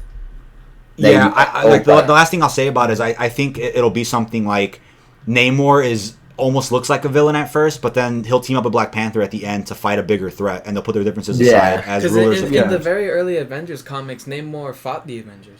So he was an anti-hero. Yeah, he was always an anti-hero, for the majority of his run. So I think that they'll make him seem like a big villain or an anti-hero at first, and then eventually we'll see him start to put his differences aside. Maybe Black Panther 3. Black Panther. I think they're setting up a lot. But the last thing is Scott Derrickson deleted a tweet about Namor almost a year ago. So that got us thinking that, because he's the director of Doctor Strange 1 and 2, they got us thinking that he can eventually pop up in Doctor Strange 2. But I guess not. I think Black Panther 2 is a better spot for him. So we'll see. I definitely think that would be a better spot for him to fit. And if it's, I would like to see Black Panther almost take a political subterfuge plot type thing going on. Because there's also a comic where what I've always wanted to see in the future is the Doctor Doom and Black Panther. Ooh, that's huge too. Because in the comics, Doctor Doom actually pays off, basically arms and pays a group of rebel insurgents inside Wakanda who eventually take over, and he annexes Wakanda as a second Latvian. That's really interesting. Wow. He takes over it. And it's about him trying to get it back. And I think the idea of Namor, him maybe being into it over Wakanda, and then they both put aside the differences to work against Doctor Doom in another movie. Holy shit! Yeah, that is that's a really easy plot right there. I can see them doing that. It's great. It's for a Doctor Doom intro. But yeah, I think anything else you guys want to throw in? I think that just about wraps every single. I think that just about wraps it up, man. Thank you guys again for coming out. That was a fun little conversation. Thanks for having me on, man. This was really cool to do a podcast, do something a little different for the Twitch chat here in the day. Yeah, for sure, dude. And my first podcast, so thank you for having me. Oh yeah, for sure. Man. Thanks for coming. It was really nice meeting you. Yeah, you guys too. But I guess with that, we'll call it. So to my stream, thank you guys for coming out. We'll see you guys around. D-Hopper, I'll see you tonight for some Black Ops 3. Be ready. Yeah, good. Be ready. Yeah, thanks everybody came out to the stream today here on Marvel Hub. We'll have more videos coming out this week. More stuff on Phase 4, Phase 5. D23 coming up next week. Probably have a stream here on the channel depending on what is shown during that panel. It's only 15 minutes, but probably do a little stream here on the channel. But thank you so much for coming in, and peace out, everybody. See you guys.